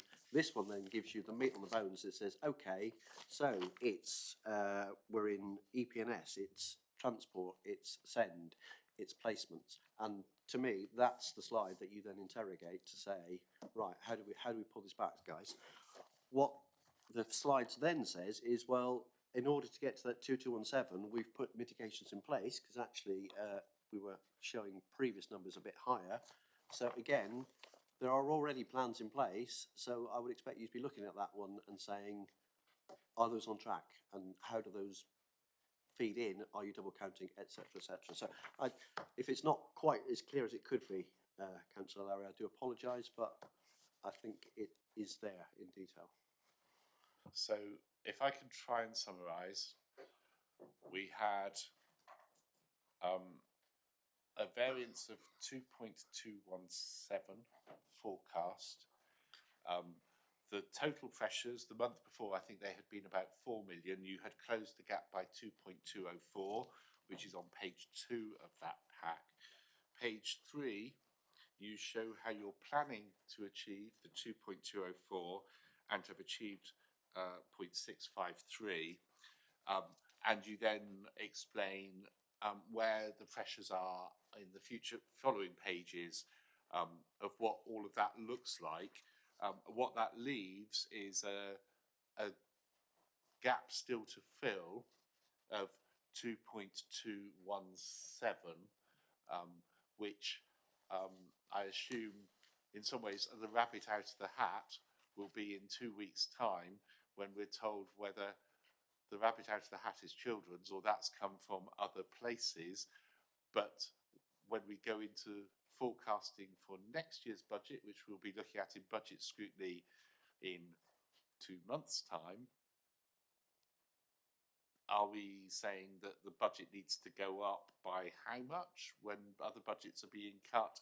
So we need to have confidence in how these recurring overspends are being managed and bought in train, and that should hopefully be here. Is that where we're at, David and Jane? Exactly, yes. Thank you, Chair. Okay, thank you. I had Councillor Lang, Councillor Hayden and Councillor Kelly. Thank you, Chair. Thank you for asking me to come here today. I wanted to talk about partner income that's identified in the month 6 mitigations. That sum of £500,000 would be quite a significant chunk of the budget pressure. And so I just want to look a bit more closely at that figure. I want to understand how realistic it is that that's been put in the plan, presumably as achievable, in total or in part. What is it based on and how are those conversations going? Because I think it could be read that we are thinking that the CCG or the ICB is sitting on £500,000 that we really think ought to be in our budget supporting our children in Plymouth. I'll take that one first, and if anybody else wants to come in, that's fine. So that is put down as a mitigation, and conversations have started.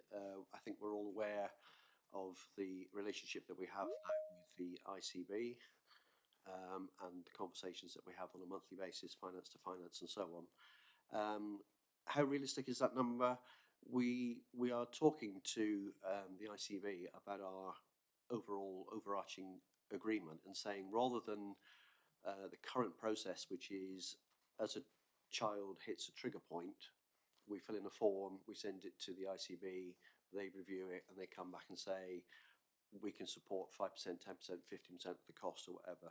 We're trying to get that put into the overall agreement that says if we look at a 5-year average or whatever, it averages, I don't know, 500, 750,000, whatever, and get that as a budget target so that we can all get on with delivering within known envelopes. So this 500 is based on last year.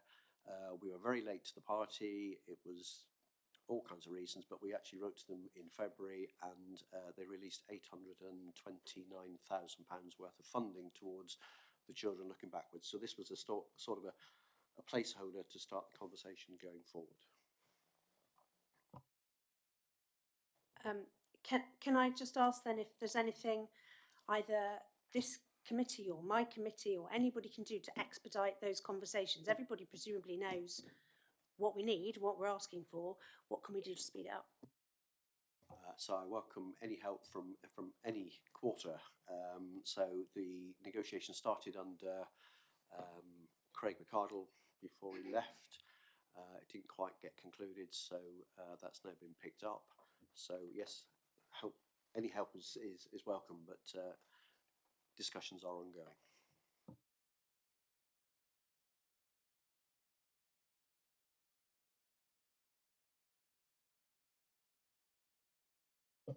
Thank you, Chair.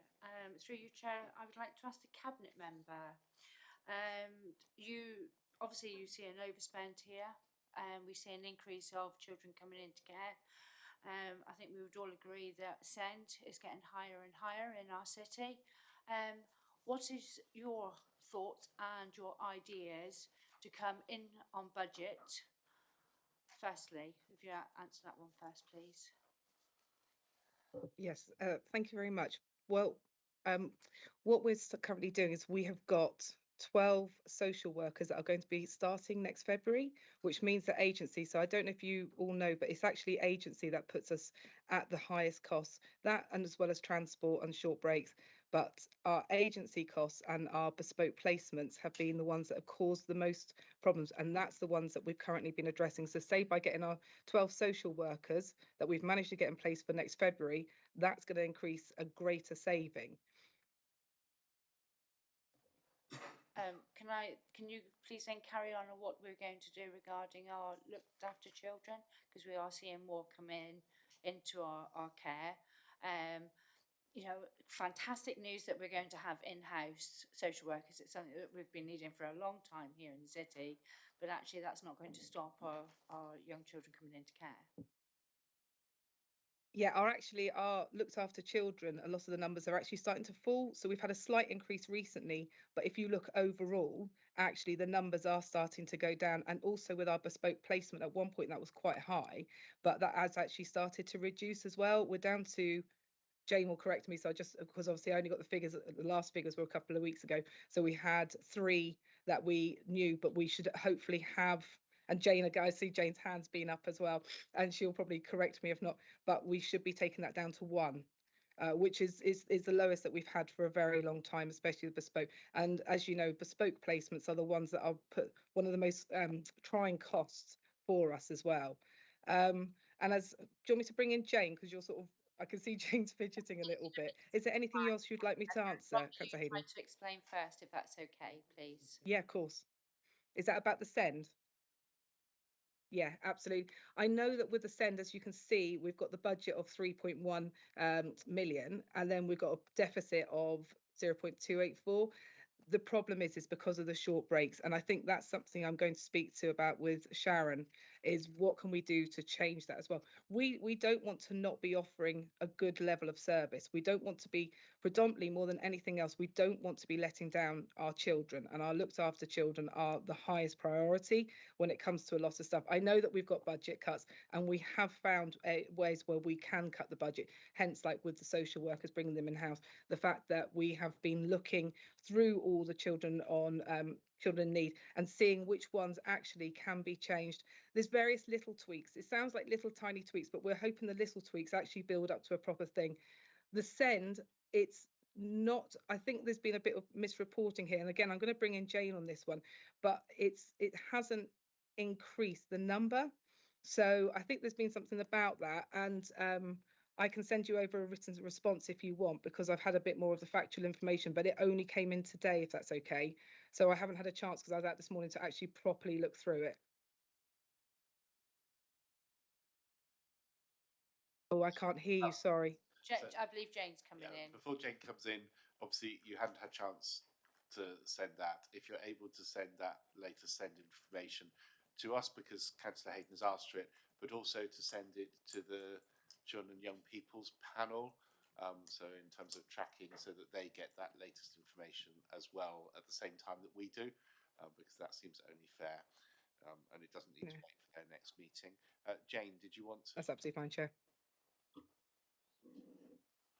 Thank you, Chair. Yeah, just I think a very helpful question around our children in care numbers, and it is a significant area of action for us, of course. Just to add to Councillor Carlisle's points there, we have recently, and he only began on Monday, but we've recently created a new post, an interim post, because this is a challenge we intend to overcome, around our three key areas of focus for us around reducing our number of children in care, where they're avoidable, and the right plan is for them to be in a different care arrangement. So particularly looking at that cohort of children and young people who it varies over time, but are in unregulated or unregistered bespoke care arrangements in the context of significant placement sufficiency pressures. So where we want to have children in residential or family care arrangements, and we're struggling to find placements for a short period of time. So those children, so a lead and a team to specifically focus on GRIP, tracking, support and action around those children. Also for that team to look at enhanced oversight and GRIP around our high complexity children and young people who are in residential placements, many of them outside some of them outside our city, and they could be closer to home, and that's where we'd like them to be, to really focus on those children, particularly those younger age group children in residential settings. And also, again, to the point of managing our children in care numbers, avoidable care admissions, looking at that older age group. So we know we have a significant proportion of young people that come into care over 15. We believe there's opportunity there to work with those young people and families in a different way to a better outcome for them. So we've invested in some additional roles specifically to target around those areas, both at the practice level, but also to lift out of that, what does that mean for us strategically as a workforce, as a council, and what are the adjustments that we need to make to improve our response and to reduce the need for those children and young people to come into our care. And some of that, as you'll see from the mitigations, is in terms of working across housing, with housing colleagues in a different way for some of those young people too. So there's lots more I could say, but I hope that gives a flavour of some of the work. Thank you, and Chair. If I could just pick up back to the Cabinet Member, obviously you've seen the budget papers that are in front of us, and great news that you have announced today regarding social workers and everything like that, but nothing's in the budget papers, and I that would have been so much easier to see where we would have found, you know, how we were making all these savings, really. Thank you. And I can only apologise that it hasn't been put in the papers actually, because that's something that we are having some savings on. It's not going to be until February that the savings will kick in. So I'm just wondering, and maybe if David can help, why that hasn't actually been included in this one. Is it because it's not happening until February time? Partly to do with timing, Chair, so we'll pick that up. I think I just remind the committee, we did have a deep dive session with some of the members a couple of weeks ago on next year's budget, and we were talking about the investor save that we're doing, where we're bringing in some specialist workers to drive out the savings. What I'm looking for is that's a plan for April going forward, but the challenge from me to the service is if they can make savings from April, then if they start sooner, they can make savings. So that's what we're talking about. So it's that timing issue that we need to be aware of. Thank you for that, David.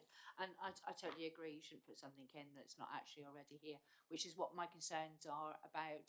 You know, we have umpteen social workers who are about to join us in February, but over a Christmas period, they might get a better offer and not actually join us. So we can't really account for those at the moment. Thank you, Chair. Thank you. Councillor Kelly. Thank you, Chair. I'm sort of in agreement with Councillor Larry, which is quite unusual, but it's a lot of figures here. But the whole idea of scrutiny is to be able to come up with some outputs, some recommendations, some proposals. And what we've got is a lot of spreadsheets with a lot of figures on, but we're not spending much time trying to come up with a solution.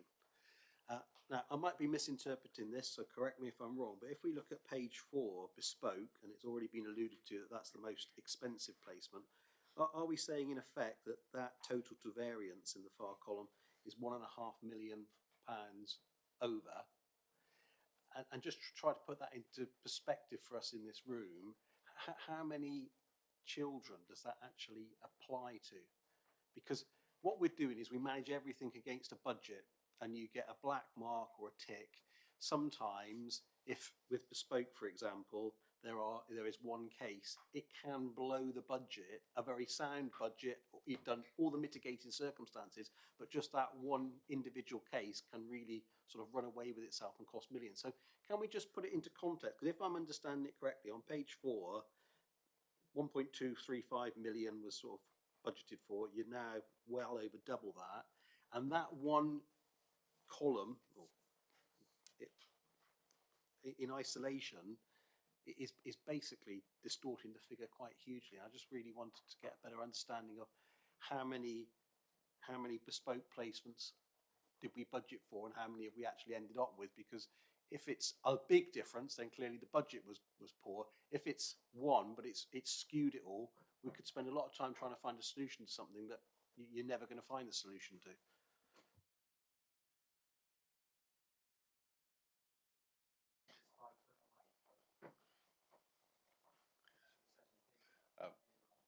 Jane, are you going to have a go at answering? Because you're the one who's had Yeah, the chance to certainly. put your hand up. Thank you, Chair. Yeah, so I'd have to find the detail on what the original budget was set for this, and David may or may not have it to hand, I'm not sure. But certainly in terms of the principal question that's being asked, I think, around the nature of these arrangements. So these are not placements, they are care arrangements, and by definition they are emergency, interim, unplanned arrangements. So children, young people who should be in registered settings, but largely through a combination of their exceptional complexity and high need, and or the sufficiency pressures, just the availability, the high demand in the system for placements, and our challenge nationally around obtaining placements for children, young people. They are an interim arrangements in our care, and they are high cost by virtue of the fact that we need to take a special care of having a high level of support. So these are children, young people who may need 2 or 3 or 4 staff, sometimes with them at all times, in order to mitigate some of the risk and complexity that comes for caring for children, young people outside a registered setting, where of course ordinarily you'd have an established setting with all of the shared staffing availability across more than one young person.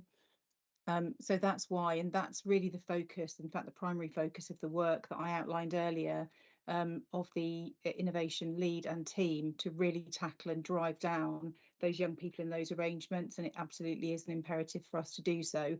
And we believe that by supporting social workers and by bolting on additional resource to them, and really working across commissioning and placements and providers, we can do that work more effectively. Chair, to come, I understand where Councillor Lowry's saying 5.08 was the average, but we're talking about a handful of children, and I would have expected far greater detail, because, you know, in the past, correct me if I'm wrong, but these packages can be £40,000 to £50,000 a week. Now, with the correct early intervention, you can clearly make a massive inroad into that sort of expenditure. Because if you look at page 4 and you look at the total variance to budget on some of the others, you've actually got negatives there. So you're within budget. It's just that one big element is skewing it. And I would have thought that, based on scrutiny today, and indeed the cabinet member and the lead director, far more focus and more robust discussion would be able to be conveyed to us, to give us the sense of understanding that that is urgent and it is being worked on. I don't really get that confidence from what I've heard today, unfortunately. Thanks. To give Jane her due, I think she's less than a fortnight into her new job, which isn't the main director. She's one of the service directors, and she's stepping into the main director a fortnight into a service director role. So I'm giving Jane her due there. But yes, I think this is an important area.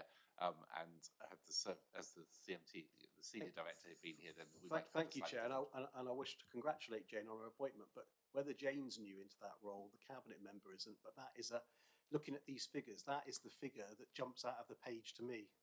Okay, well, the cabinet member had her hand up. I just wish to make members aware that Jane isn't the senior director in this service, and so, you know, she was jumping in. But Councillor Carlisle, you had your hand up. Thank you, Chair.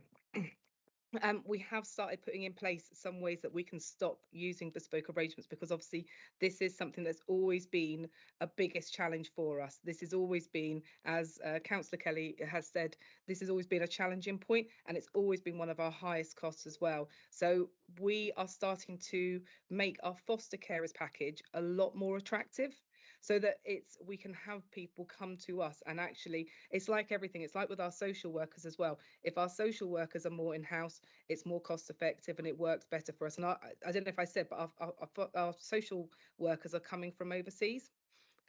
So, and also with our foster carers, we're trying to make sure, so we've increased the allowance that we're going to give. We're looking at other incentives as well, so that actually being a foster carer for Plymouth City Council is a far more attractive offer than anything else.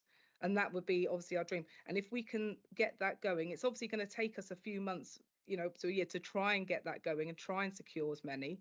The actual figure is, if we had 30 extra foster carers, this would massively reduce. And actually, I think that's a very achievable goal, to get 30 extra foster carers. And so, as I say, the packages has been increased, the allowance has been increased for them, because that will still make us, by doing that, we're still going to save money. Thank you. Councillor Lang. Thank you. Well, one of my questions was going to be about foster care, because obviously we've seen a reduction in the number of placements with independent fostering agencies, but as it says in the report, the annual fee has increased. So I'm hopeful for 30 extra foster carers. I actually think that's quite a high number, and the process is, necessarily not the quickest, but I'm glad that that's a focus. I just wondered if we could look at supported living placements, because I just wanted to understand that. It's in, I've only got this pack, so it's on page, I don't know what that would be, 1, 2, 3, 4, sorry, 4. So it says the average in 21-22 was around 22. In this financial year, we're closer to 30. So I wanted to understand why that was. Is that because young people are stuck in those placements when they don't need to be, because they can't move on to other accommodation because of the ongoing housing crisis?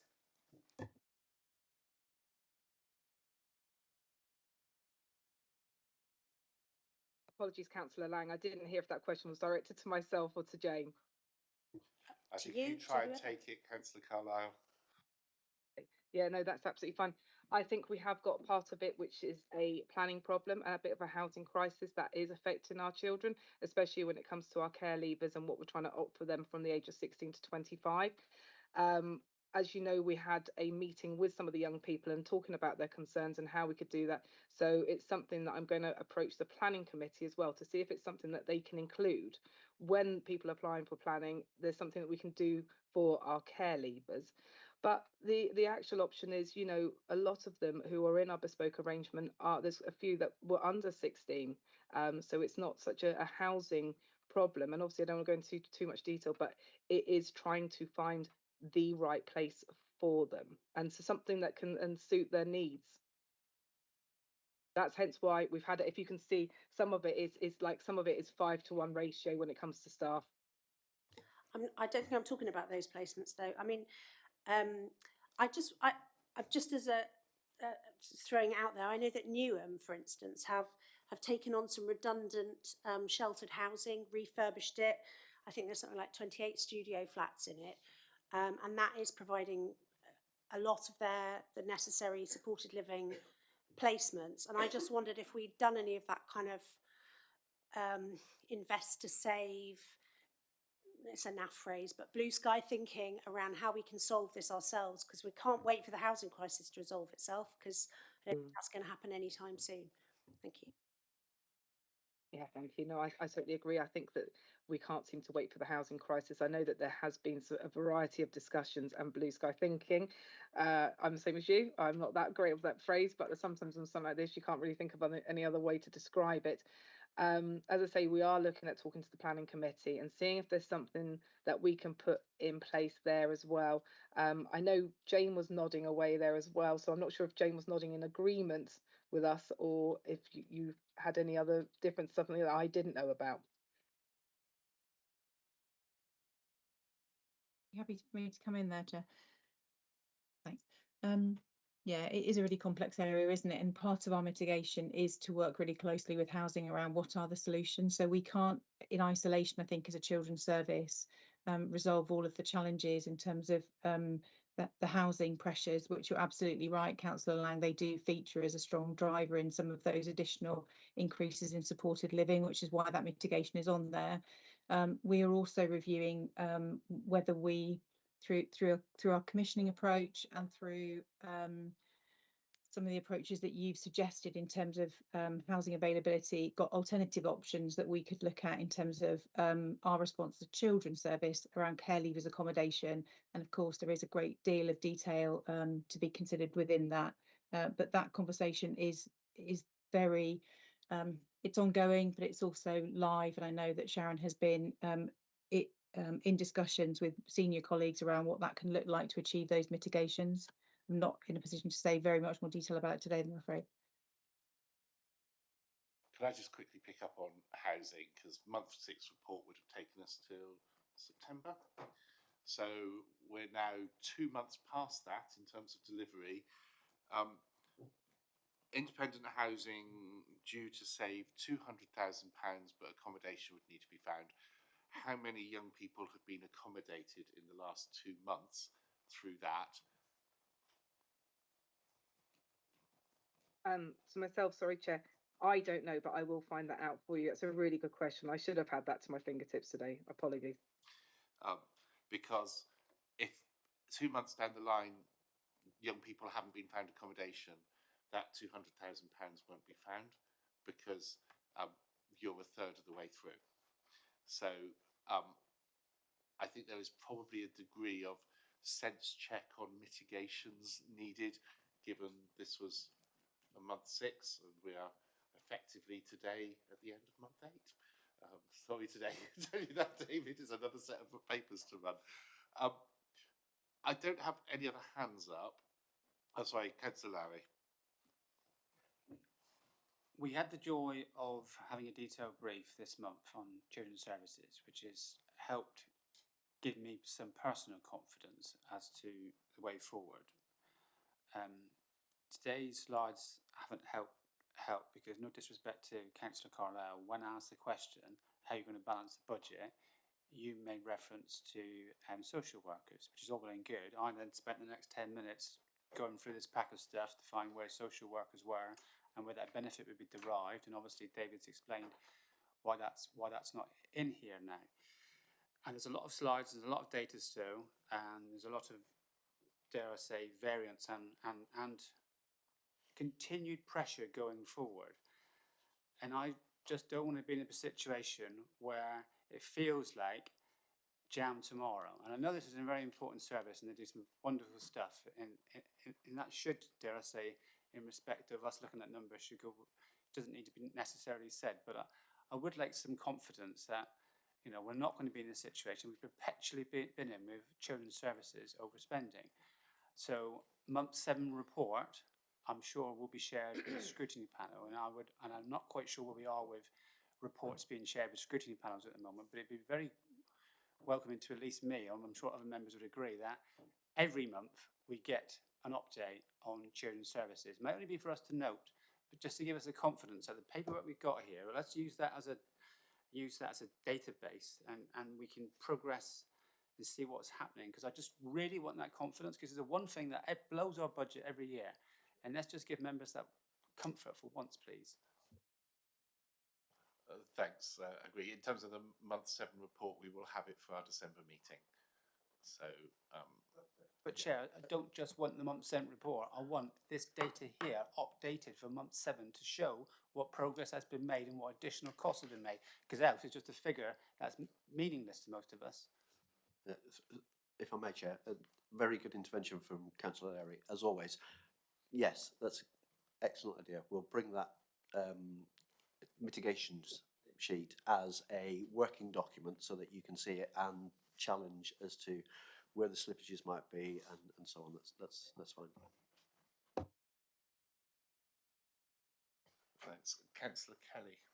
Thank you. Apologies, Chair. I just had to nip out for a comfort break. But if I can draw your attention to page 9, which is the home to school transport, quite significant increases there of 54%, but also noted that there's a lack of taxi-stroke minibus drivers.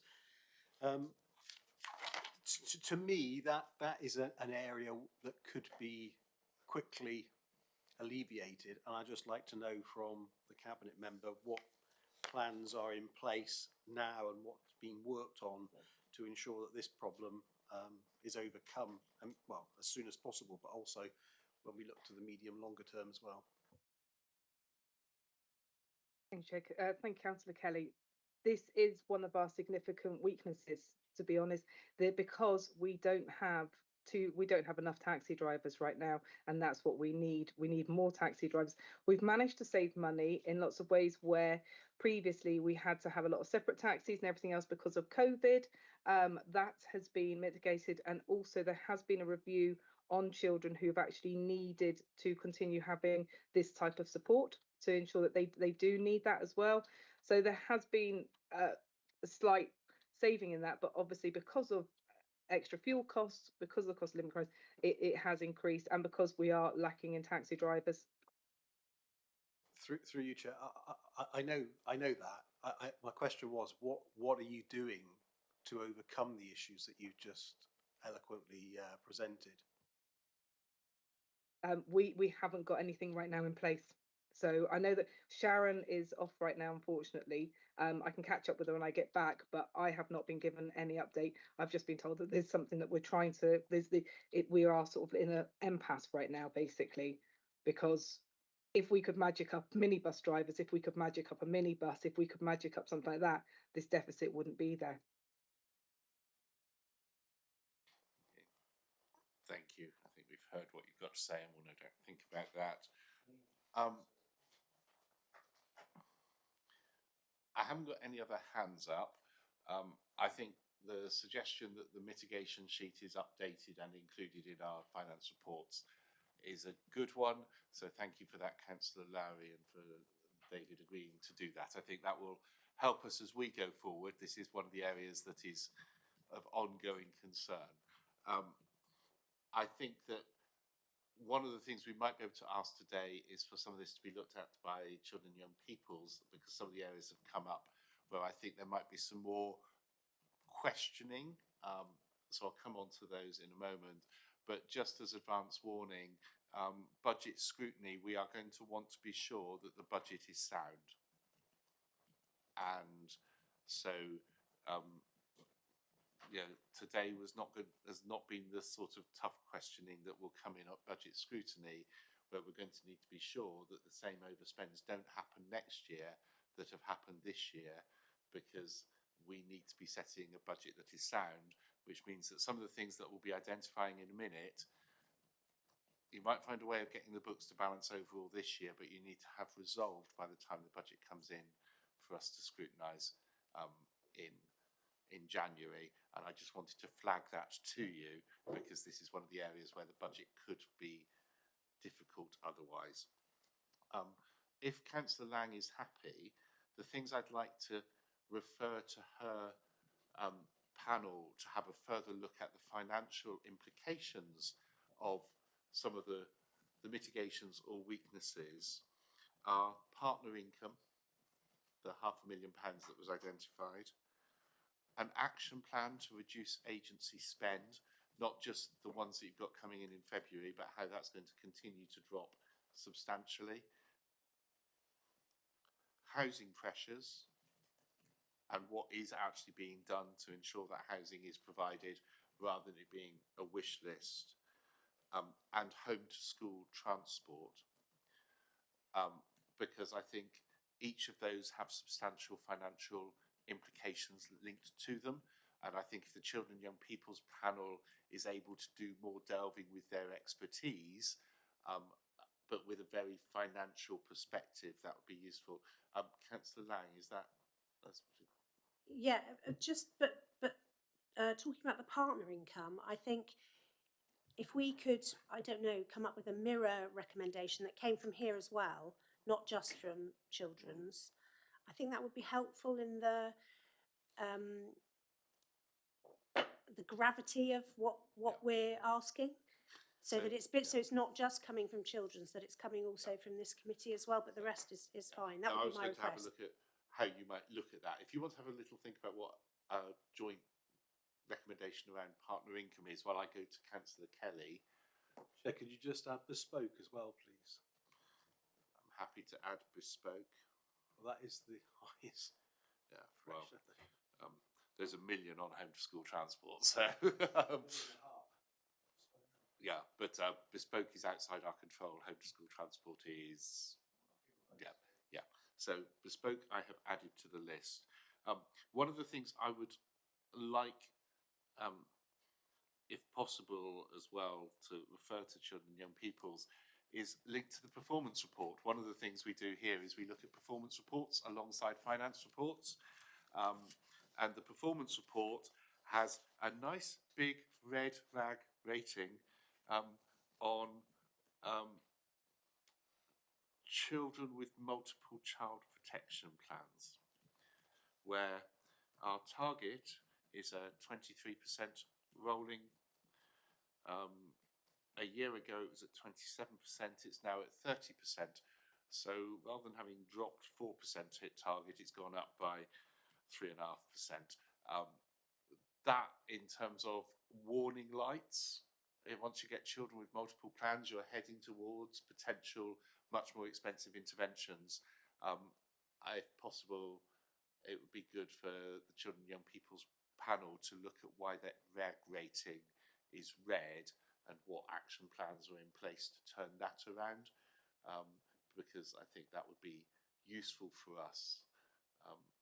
Now, Councillor, thank you, David. Yes, I think we're through with you. Thank you for your time this afternoon, Councillor Lang.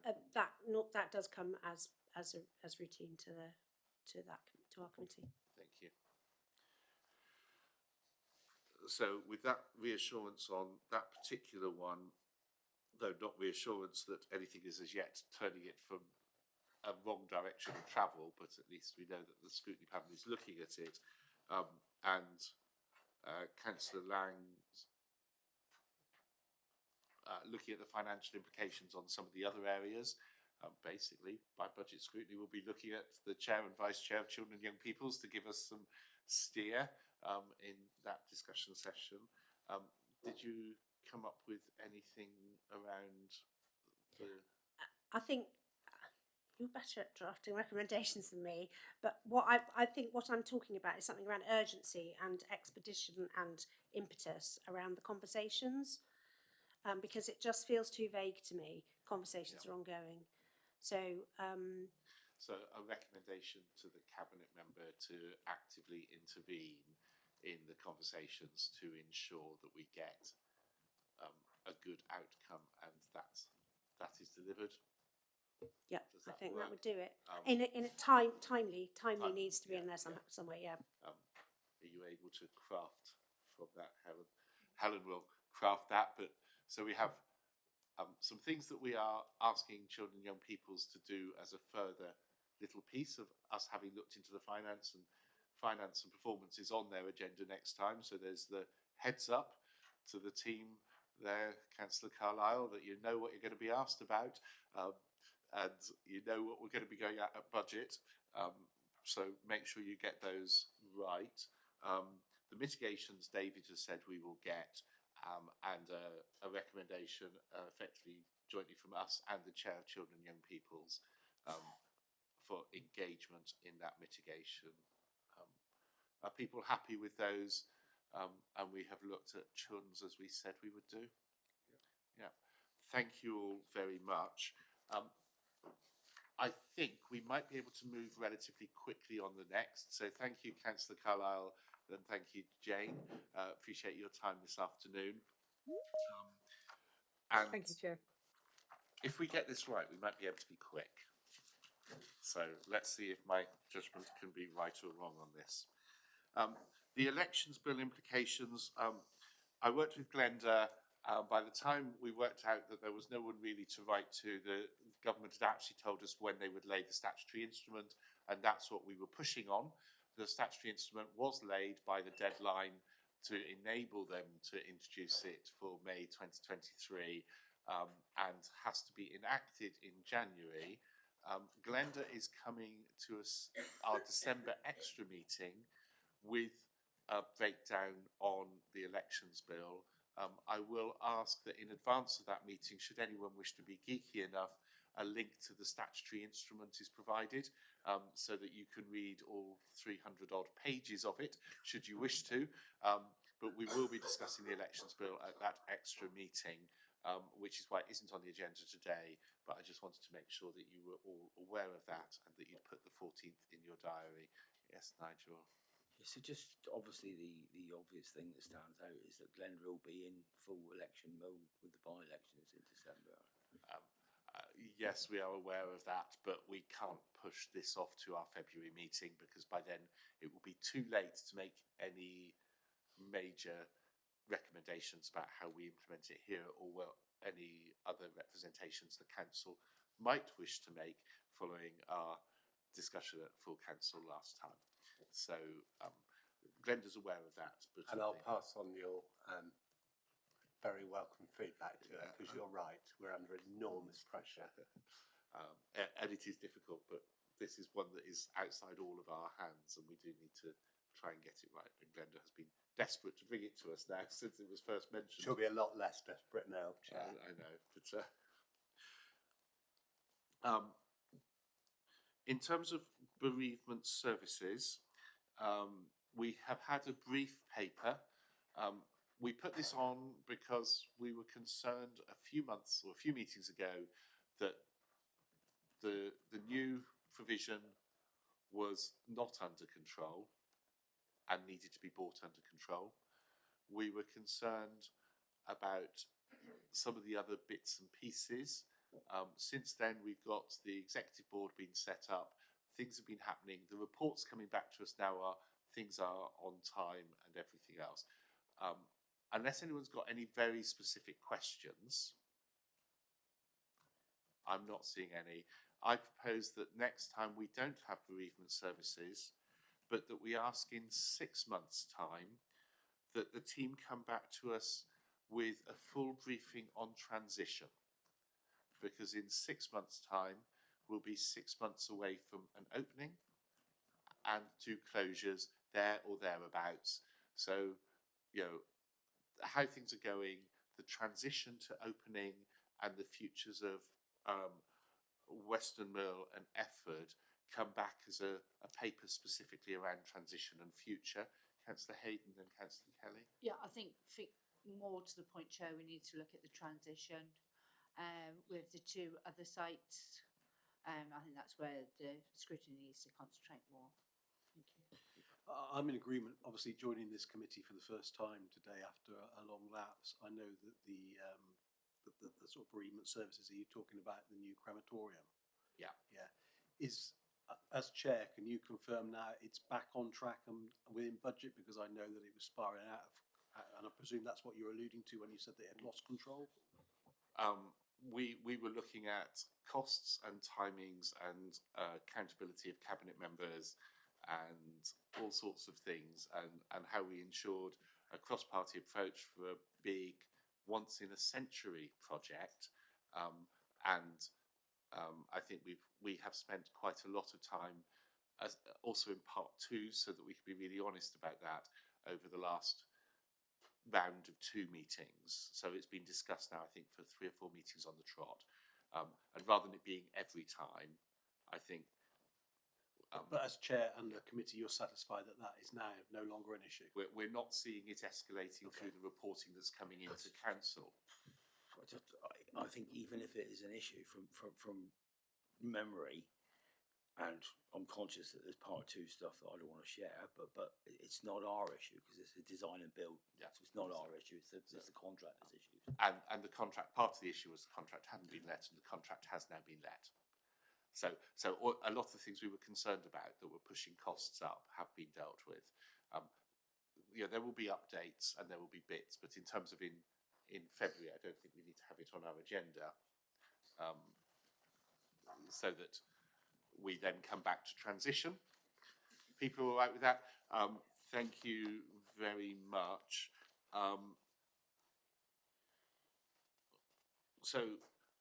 In terms of our draft work programme, we have been doing some amends today, and obviously that will mean there's some more bits added to it. I will, at the time those get added in, do some work so that we don't carry over very much to next municipal year unless we've agreed it.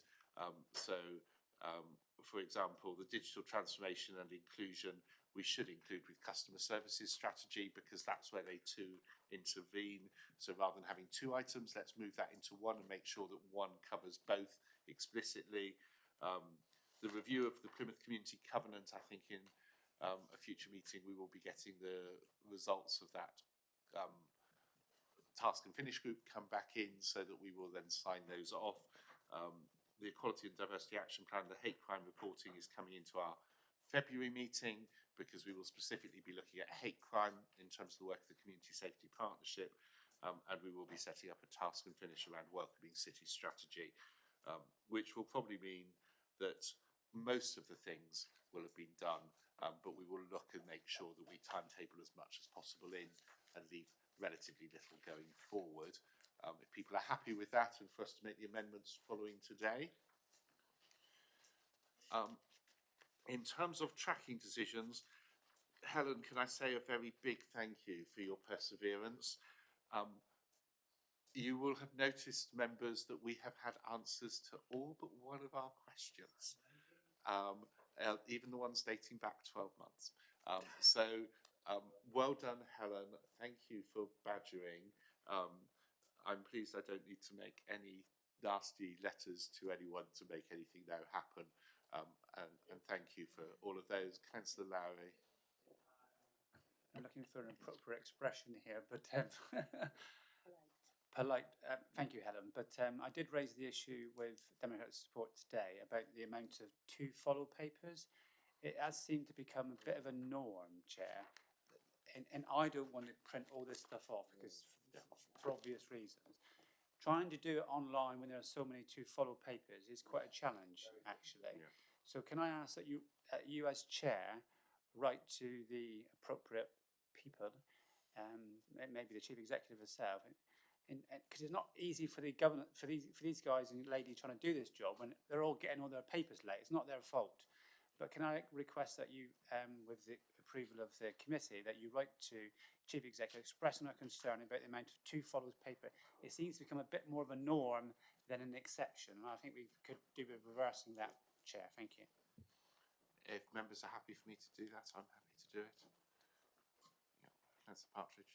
Thank you, Chair. Just to add to that excellent recommendation from Councillor Lowry, can you also see, when you send a request up to the Chief Exec's office, if all papers can be put on mod.gov?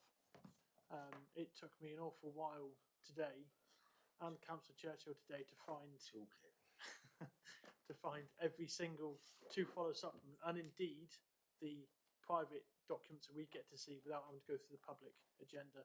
Yeah. Finally found it, but it'd be much easier if it was in one place. Thank you, Chair. I'm told it's all in one place there.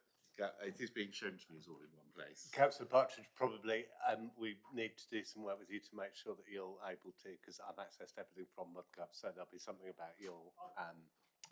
Mine's crashed. Yeah. Okay, we'll take that outside and make sure that there's some Dart support put into modern.gov. The final item on our agenda is the leisure services update. The update we have asked for is about performance, and this is therefore commercial performance. And so I would ask members to consider passing a resolution under section 100A brackets 4 of the Local Government Act 1972 to exclude the press and public from the meeting for the following item of business on the grounds that it involves the likely disclosure of exempt information as defined in paragraphs 3 of part 1 of schedule 12A of the Act as amended by the Freedom of Information Act 2000. Are members happy to move that? Yeah.